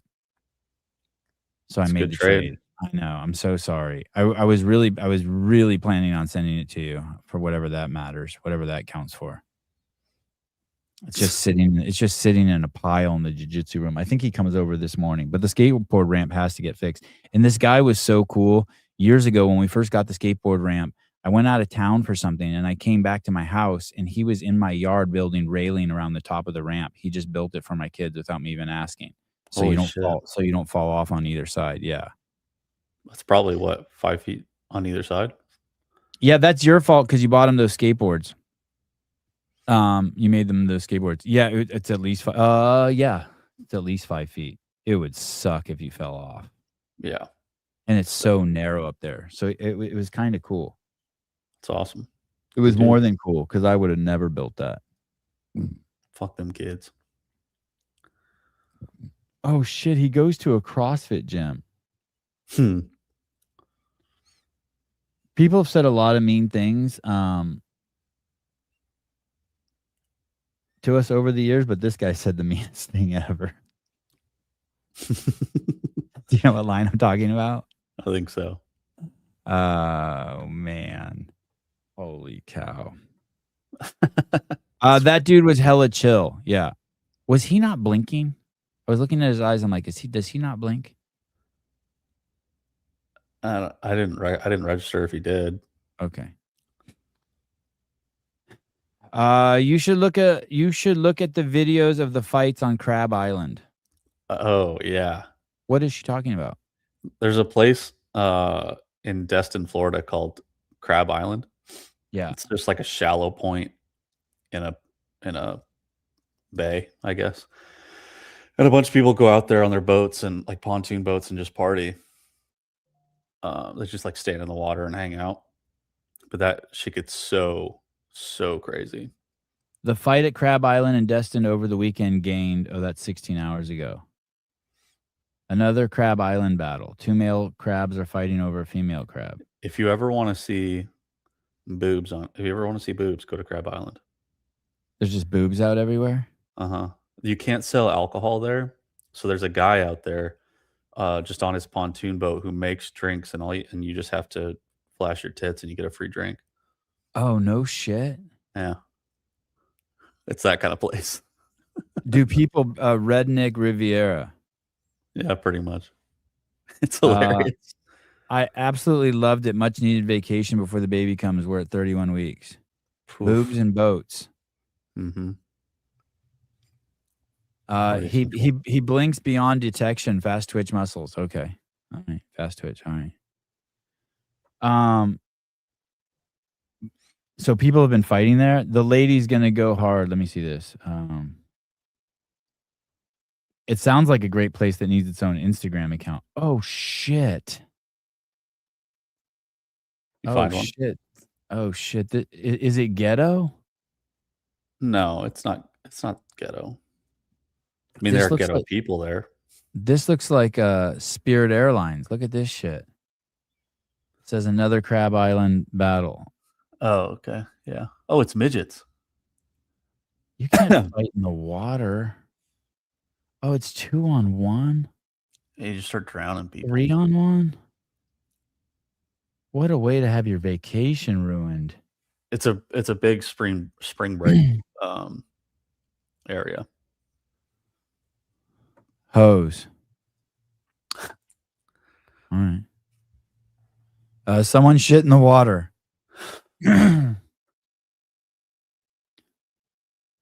Do they have a Instagram account, Crab Island? No, Probably. probably not. Really?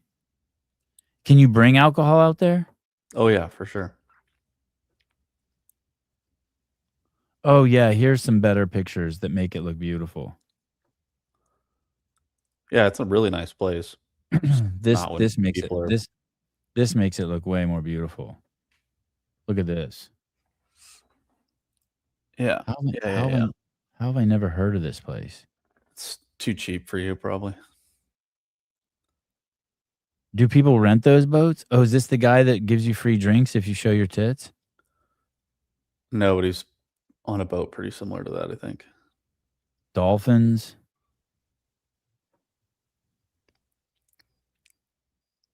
Oh shit, look at this. Oh my god. That's got to be AI, right? No, I think they landed one there. Hey, I heard Red Bull bought Spirit Airlines. Is that true?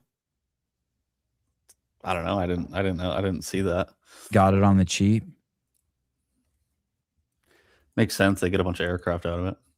Sebon hasn't heard of it because Greg doesn't take him there, probably. Red Bull is not buying Spirit Airlines. Oh, that's not true. Yeah. Who bought Spirit Airlines? Who bought Spirit Airlines? They can't just let they're not just gonna. The airline proposed $3.8 billion merger with JetBlue, which was agreed upon in 2022, blocked by the courts. JetBlue terminated the agreement in 2024. They filed bankruptcy and shut down. Oh, and the fleet's being liquidated. It has been reported. Breaking, it's been reported that Red Bull has purchased Spirit Airlines for over $7 billion. Officials have yet to comment on the decision, but it's safe to say people are eager to see what stunts Red Bull can pull with their newly acquired planes. Community note: this is incorrect. Red Bull has neither purchased Spirit Airlines nor have there been any successful attempts to save the airline.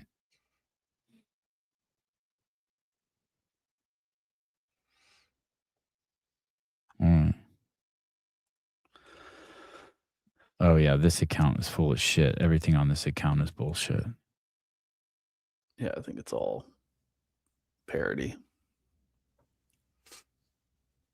It's crazy that he ran track at Oregon but doesn't like running. The decathlon's hard. Decathlon's hard as shit. Yeah. He did pretty well. I was looking at some of his stats. Like I think he won a few meets. Check out the Big Island 56-acre lake, Minnetonka, Minnesota. It's phenomenal party boat docking. Nothing like it.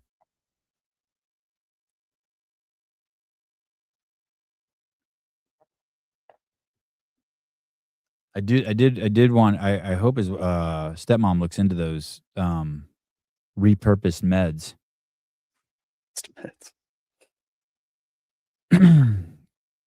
I think when he's 33. I think when I was I don't know how old I was, but I think I had a very similar mindset to him at a certain age, and then I realized, oh, it's okay to there's a difference between wanting to simplify your life and taking a vow of poverty. Okay. And I think some people take a vow of poverty and they don't know it. Like like it's perfectly okay to become filthy fucking rich and do whatever, and then you can do whatever you want with your money. You can spend it how you want. You can help people. You can employ people. Sure. I was just getting this vibe from him that he wanted to keep his life really simple and not chase things. You can still be filthy rich and not chase things. Yeah. It'd have been a whole nother conversation. Glassman Air would have keto menus, light reading text. That would be great. That would be crazy. An airline for the intellects. Repurposed Meds really sells it. Minnesota is beautiful everywhere, but in Minneapolis and St. Paul.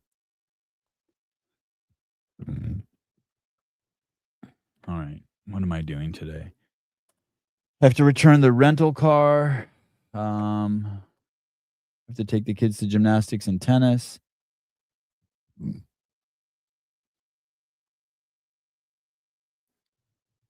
I'm reading this. I'm listening to this book, and it's called "Is the Tomb? Is it Tome or Tomb? Is the Tomb Empty?"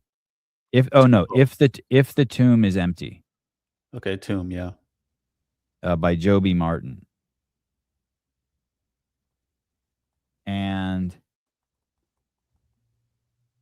someone sent it to me because of the discussion I had said about the discussion we've been having about not believing in the resurrection of Christ. Okay. And so is the tomb empty? And I don't understand why it's important. I didn't understand why it's important, and I don't understand why you would believe something. Not that you need to disbelieve it, but why believe? You know what I mean? Like if you told me Dylan Hamming won the event, I might believe it, but then I'll go over to the website and see what place he took. You know what I mean? So there's no way for me. Like I believe Abraham Lincoln was real, I guess. Because it's in history books. Yeah. But this thing, but there's been a lot of presidents, but like I don't know anyone who is resurrected from the dead. Like I never heard that. You know what I mean?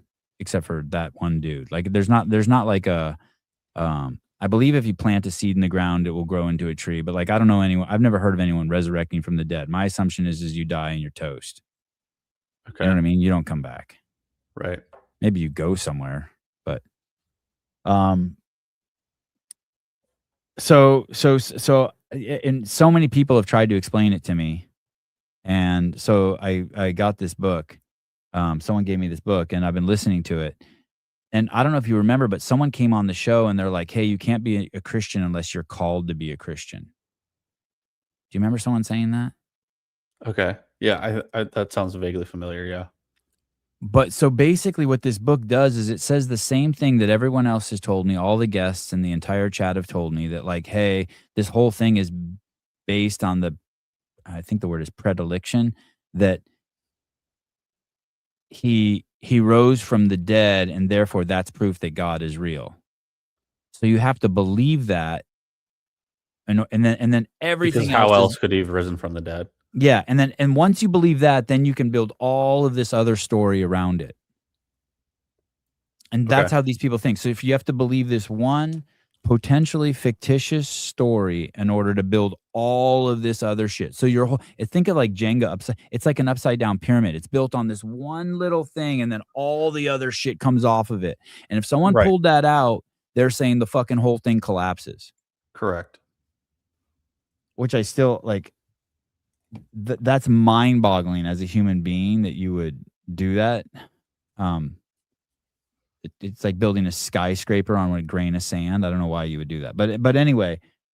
But there's already in the book there's crazy shit, because even though this guy knew all this shit, and it wasn't until he was called, the author tells the story about how he got in trouble with the law. And he had, instead of sending him to jail, they sent him to a Bible camp where he was the landscaper. He worked as a landscaper. And while he was there, he got the calling. Okay. And so it doesn't matter what you learn or what you believe. If you don't get called, like every story I hear, every testimonial I hear, someone got called. Do you know what I mean? So it doesn't matter. Like, it's not like math where you can learn it all and get your PhD.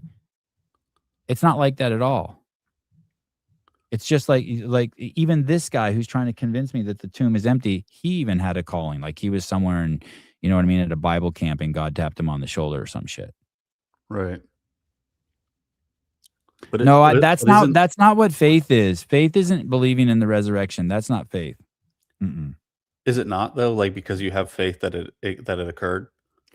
That is that. That's called delusion. Faith is like Oh, this is interesting. Okay. faith is like is you know you're in the flow and everything is happening for a reason. Like you're in that flow state and everything's just happening for a reason and you accept you're kind of like accepting things as they happen. You know what I mean? Like your flight gets canceled and you have your equanimous around it being canceled and then later on the flight crashes and you realize why or later you're late to the airport and then your plane takes off and it crashes. Complete trust, confidence, or a strong belief in a person, idea, or often without requiring tangible proof or physical evidence. That's you. So you still don't think faith is something? Yeah, but I think I would throw that in the bucket of delusion. Faith is something more like you're seeing the flow of the universe conspired to make everything perfect in your life, and if you don't try to control it, everything does happen would that perfectly. just not be trust? I guess it's kind of like that. It's kind of like trust. The Bible, maybe I need to see that. The Bible defines faith repeatedly, and Jesus speaks at length about it. And there was another interesting thing. He says, I guess Jesus said this to one of the Pharisees. I guess there was a dude in the Bible named Nicodemus, I think. I don't know if that's his name. And he was a Jew, and he had memorized the Torah. That's like the Old Testament, I guess. And he had memorized the Bible, and the reason why he memorized it is his job was to, if Jesus shows up, to point him out, right? So this dude memorizes the Bible, and then his job in life is, though he memorized the Old Testament, is if Jesus shows up, he's supposed to be the one who identifies him, right? And so he sees Jesus and starts hearing about Jesus, and he goes to Jesus and he says, like, yeah, you're the fucking one. I know the Torah, and like you're the guy. But then Jesus says this to him, which is crazy. That Bible people don't say this. This is the part that resonates with me. I say to you, truly, truly, I say to you, unless one is born again, he cannot see the kingdom of God. And when you're born again, it's like when you die in this lifetime and but you don't really die. Your physical body doesn't die. And that happened to me. And so but there was no fucking calling. There was no calling from Jesus. There was no calling from the Bible. But I clearly died. And Sevon was gone. Bye-bye. And now I'm just like faking it. I can't explain it if it hasn't happened to you, but there's like two of me now. There's like the nothing me, and then there's like the old me that's kind of just like the cloak. But I don't understand how it could be both. Truly, truly, I say to you, unless one is born again, he cannot see the kingdom of God. You're only born again as if you face your death. I'm not sure you have to face your death. Calling thing either. So, what the fuck did you just say? I get it. Yeah. Don't fake it till you make it. Do not fake it till you make it. I do not think that that's the way. I do not think that's the way. I think you, anyway, it's a cool book. I highly recommend it. I'm learning so much about the Bible. Joby Martin, If the Tomb is Empty. And he's cool. He it's kind of weird. I think it's him reading the book and he's kind of like yelling the whole time. He's like, yeah. And just into the heavens. Yeah. It sounds like a guy who's like, it sounds like he's just talking to like 20 people, telling them how to load a gun. Take the pistol out of the box. Make sure the safety is on. That's how he reads the book. But faith is like,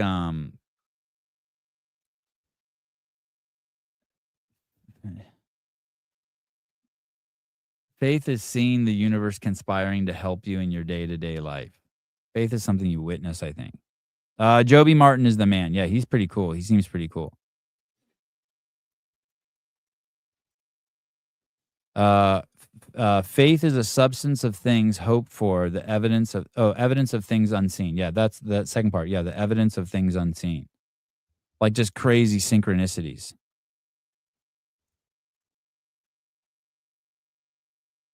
Anyway, you'll probably hear a lot about this book. I'm trying.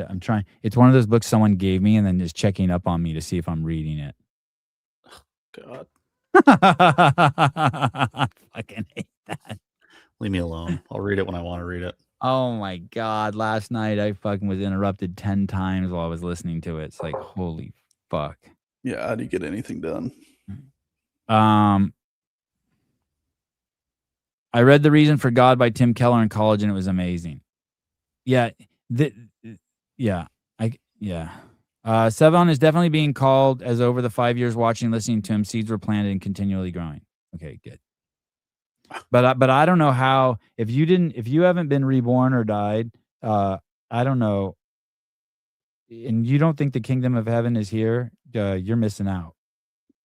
That's what I would say. That's where I'm at in my journey. Like it's fucking here, man. All right. Have they heard you read? Gonna take some time. I'm listening to the audiobook.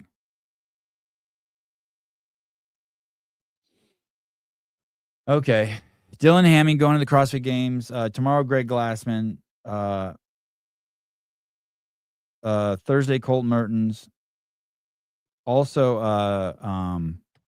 this guy is coming on Wednesday. This dude is so fucking funny. Jack Verman. I came across his Instagram account. I fucking love this dude. This dude could only let me down because I like his Instagram so much. I like his hair. Is this the dude that got last at Torian? Did he get last? I don't know. I think I saw some posts that he made. He said he got last. Oh, this dude is so fucking cool. Look at this. His background is rich.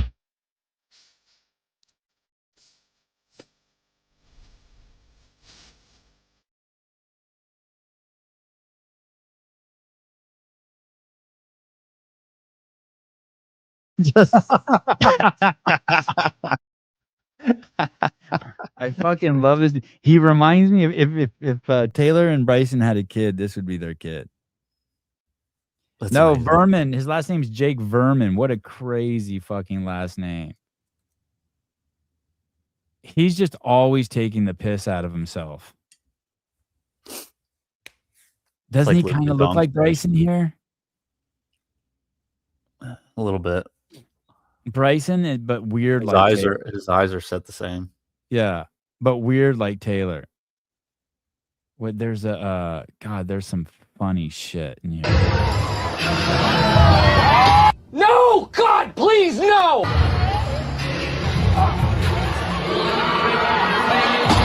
What an idiot.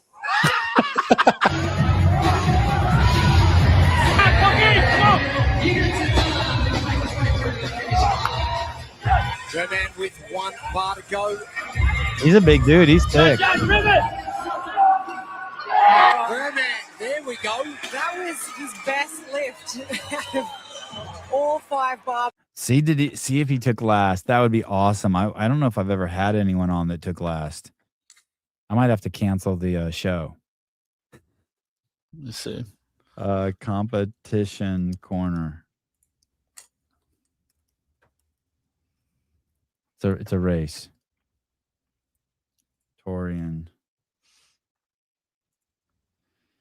Can't even fucking find. Is it called Torian? I looked up Torian. I don't even get anything. Are there 2 R's in Torian?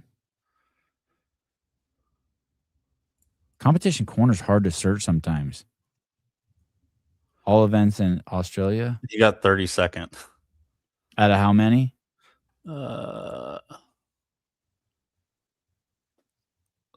Yeah, that's 30, the way I spelled it. 38. Damn. And probably the other 6 dudes dropped out.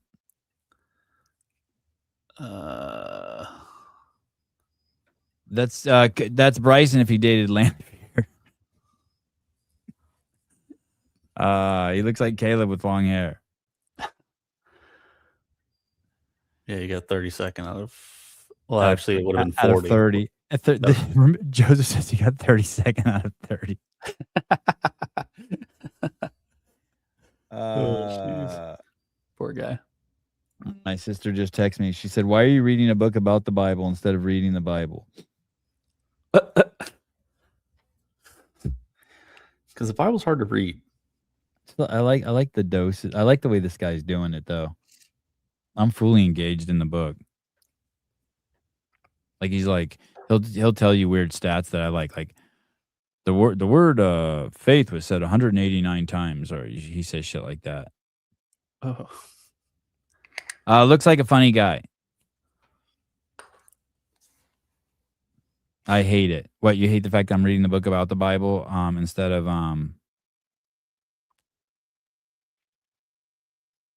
the Bible? All right. Hate's a very strong word, young man. Young woman. All right, what's today? Tuesday? Yeah.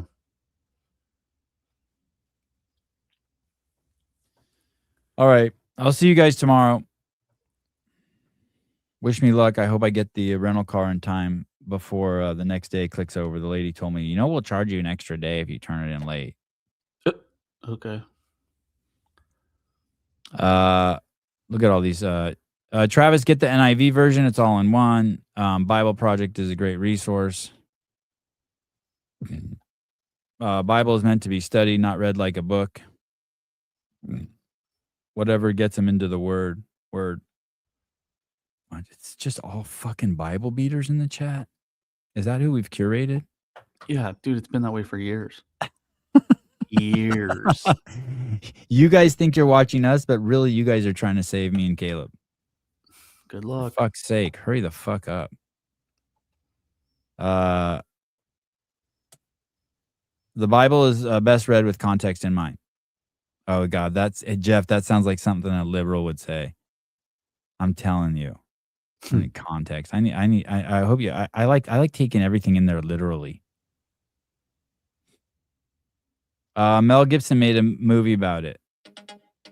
I saw the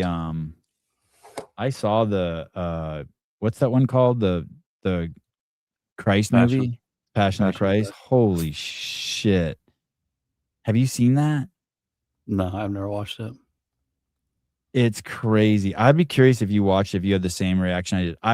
I cried for it's probably not going to sell this to you, but I cried for 45 minutes straight in a section of the movie. It was like snot pouring out of my nose and shit. Oh God, it's so fucking sad. Hello? Sevan, Hola. how are you? I'm fucking amazing. I'm so excited. I'm gonna walk in the house. My boys are gonna jump on me and say Heidi. And Isn't that the greatest feeling ever? Oh my God, I get so I excited. have two daughters. Yeah. I have two daughters, and there's nothing better than when you walk in and they embrace you. I would do that to God if I ever met God. I would just fucking tackle him. Yeah.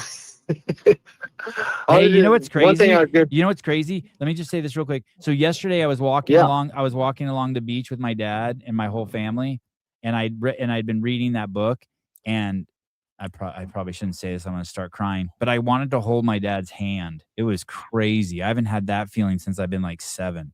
It was weird. Yeah. Yeah. It was fucking weird. That's what. And my dad has the coolest. My dad has the coolest hands. That's what Jesus will do to you, man. Yeah. He will awaken your soul. Yeah. I was going to tell you, like you're talking about being called and that type of thing. Yes, sir. It's really interesting when you read scripture that in Jesus' time, if you were going to study under a rabbi, you had to apply for it, like you would a college. That's how it was in that time. But Jesus picked all his guys himself. like handed out He called them all. scholarships. Yeah. Well, he just called them. He went to them and said, follow me. And these guys dropped everything and followed him. So All just, but one. That kinda one be dude. mindful. That one dude didn't follow him, right? And that's the Nicodemus dude. Didn't he ask that dude to follow him? Yeah. No, he's Nicodemus was, he was a Pharisees, very high up, and yeah, he said, hey, like he told him, you have to be reborn, meaning you have to die to your old self. Yeah. But Nicodemus was so caught up in where he was, his status as a, high priest in the religious. And it must have been sect. and it must have been scary for him too, right? Not only caught up in the status, but just scary. Like what what if like Jesus called you to do something, you have these two daughters, and you're gonna be like, oh shit.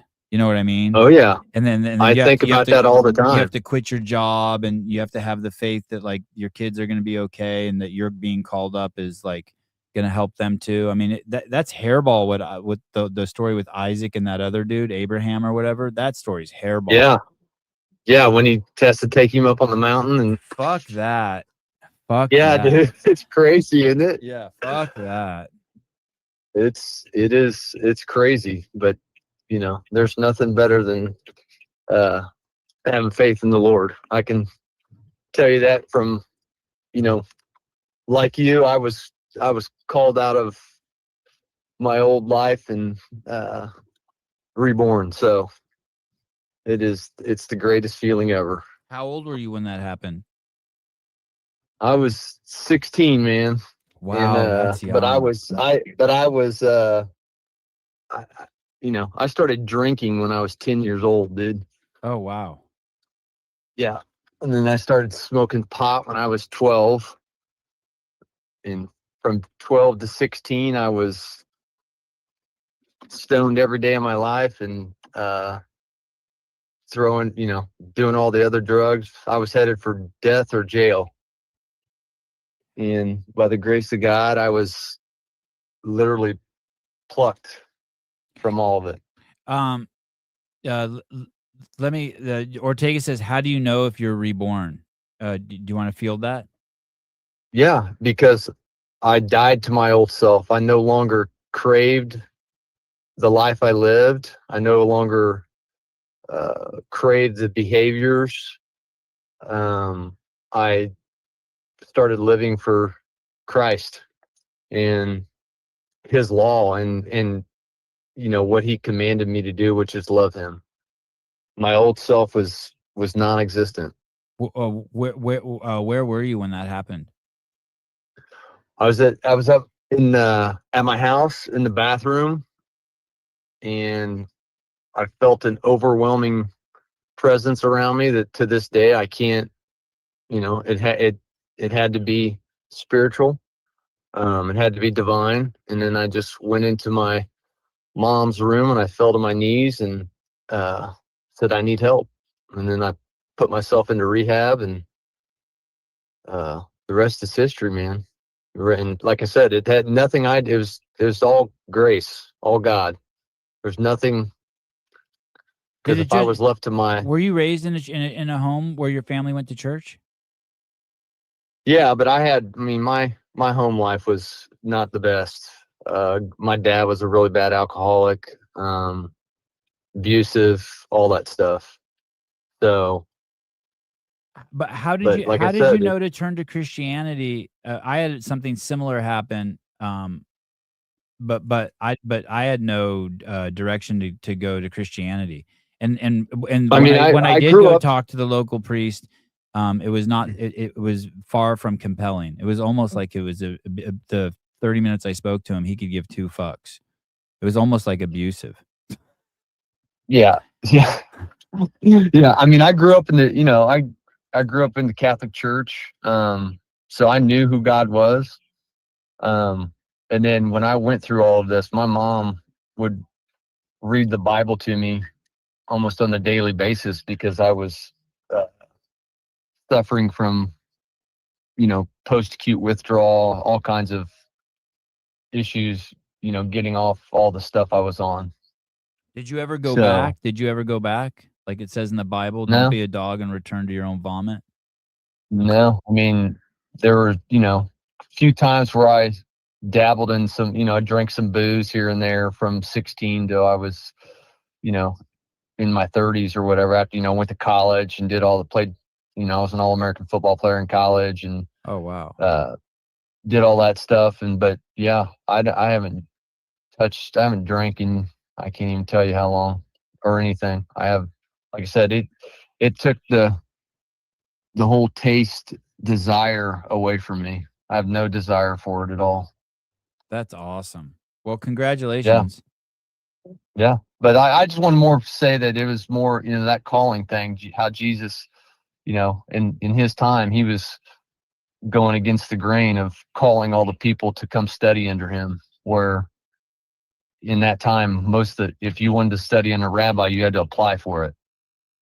But he called all of his disciples. Yeah, that's poignant. Yeah, that's a cool part. I didn't watch the whole Chosen, I watched the first 3 seasons. I didn't get to the ending. I think I'm avoiding it. But yeah, that I remember that from the movie. That was really cool. All those scenes when he calls on the dudes are cool. Yeah. So it's a blessing. It's grace, man. Grace upon grace. All right. Hey, so All right. do you think that people have to be called? Yeah, but I think you can harden your heart, and Scripture tells you that you can harden your heart, and if you harden your heart, then God will turn you over to that. And You're saying that that's a bad thing to harden your heart, you mean?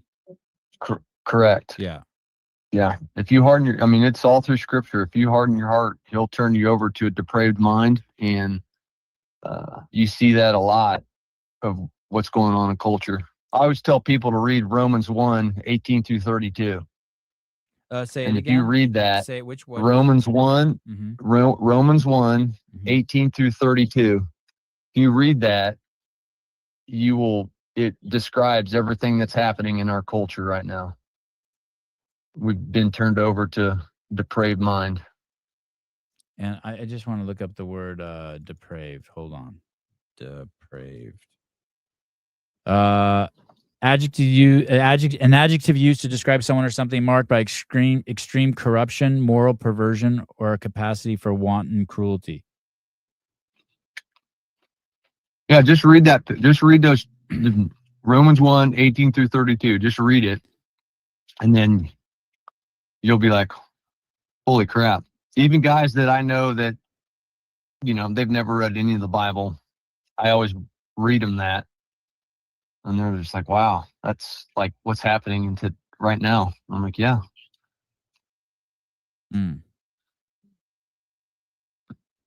I was thinking the other day, it came up to me, which was really poignant. Pat Lange mentioned about being a good person, and that's the other confusing thing too, right? And I think Dylan kind of said it. He has his own values, but people think that they know what good is, and I think that's a huge problem, that people think that they know what good is. A huge, Right. huge, Well, and you have to monstrosity of a problem. And you have to understand what we're comparing. It's God is holy, right? And there's nothing that we can do that He can even compare to His holiness. Right. That's why we need Jesus, because when God looks at us, He sees Jesus. Well, and hey, And a lot of the people I speak to who believe in Christianity, they also though think that they know what good is, and they have these thoughts that are so pedestrian and so superficial about themselves and the way God operates. It's crazy. It's kind of like asking the question, why does God do evil or bad things to people? And it's like, hey, you don't even know the difference between bad and good. How are you even asking that question if you believe God is holy? Like you can't even imagine the workings. Yeah, Paul's pretty clear, none are good, not even one. It says it right in Scripture. We all think that we're good, but really we have no idea the concept of true holiness. Right. And we see it all around us. There's huge swaths of people who are like clearly we can see they're hurting people, but they think they're doing good. Mm-hmm. Like we see the manifestations of the pain they're causing. Yep. And they think they're, good. I mean, you could see that. You read that in scripture. I mean, that's, Jesus's biggest quarrel was with the religious, the very religious people who had made up a bunch of man-made rules for people to follow, and instead of just following the rules that God sent them, they instituted a bunch of man-made rules on people, and if they didn't follow those to the T, then they were unholy and weren't worthy. Well, thank you for calling in. Have you ever called in before? Oh yeah. Oh, okay. Yeah. I think it's pretty cool listening to you and you're in this, as you're reading about this and studying it, and it's just fun to watch. Cool. Well, thank you. I really enjoy it. Yeah. Just keep it up, man. Don't change. Just keep chasing. Keep pursuing. All right, brother. Thank you. Have a good day. All right. Thanks. You too. Bye. I almost kicked you off the show. Like instead of hanging out with him. Okay, bye. All right. I'll see you guys later. Caleb, thank you. All you guys. This has an outro. Do you want to take it off? I don't know. I never know what I want to do. Oh, okay. I feel like I should play this one. AI slop is taking over. 11 finger members and almost human-sounding reviews. The only thing worse is the time you waste trying to do it all yourself. Gym Creatives takes the best that AI has to offer and applies it all to your gym, your testimonials, your members. We take the creative need and apply it to you. Create reviews, thumbnails, and advertisements with ease. You have an amazing gym. It's time you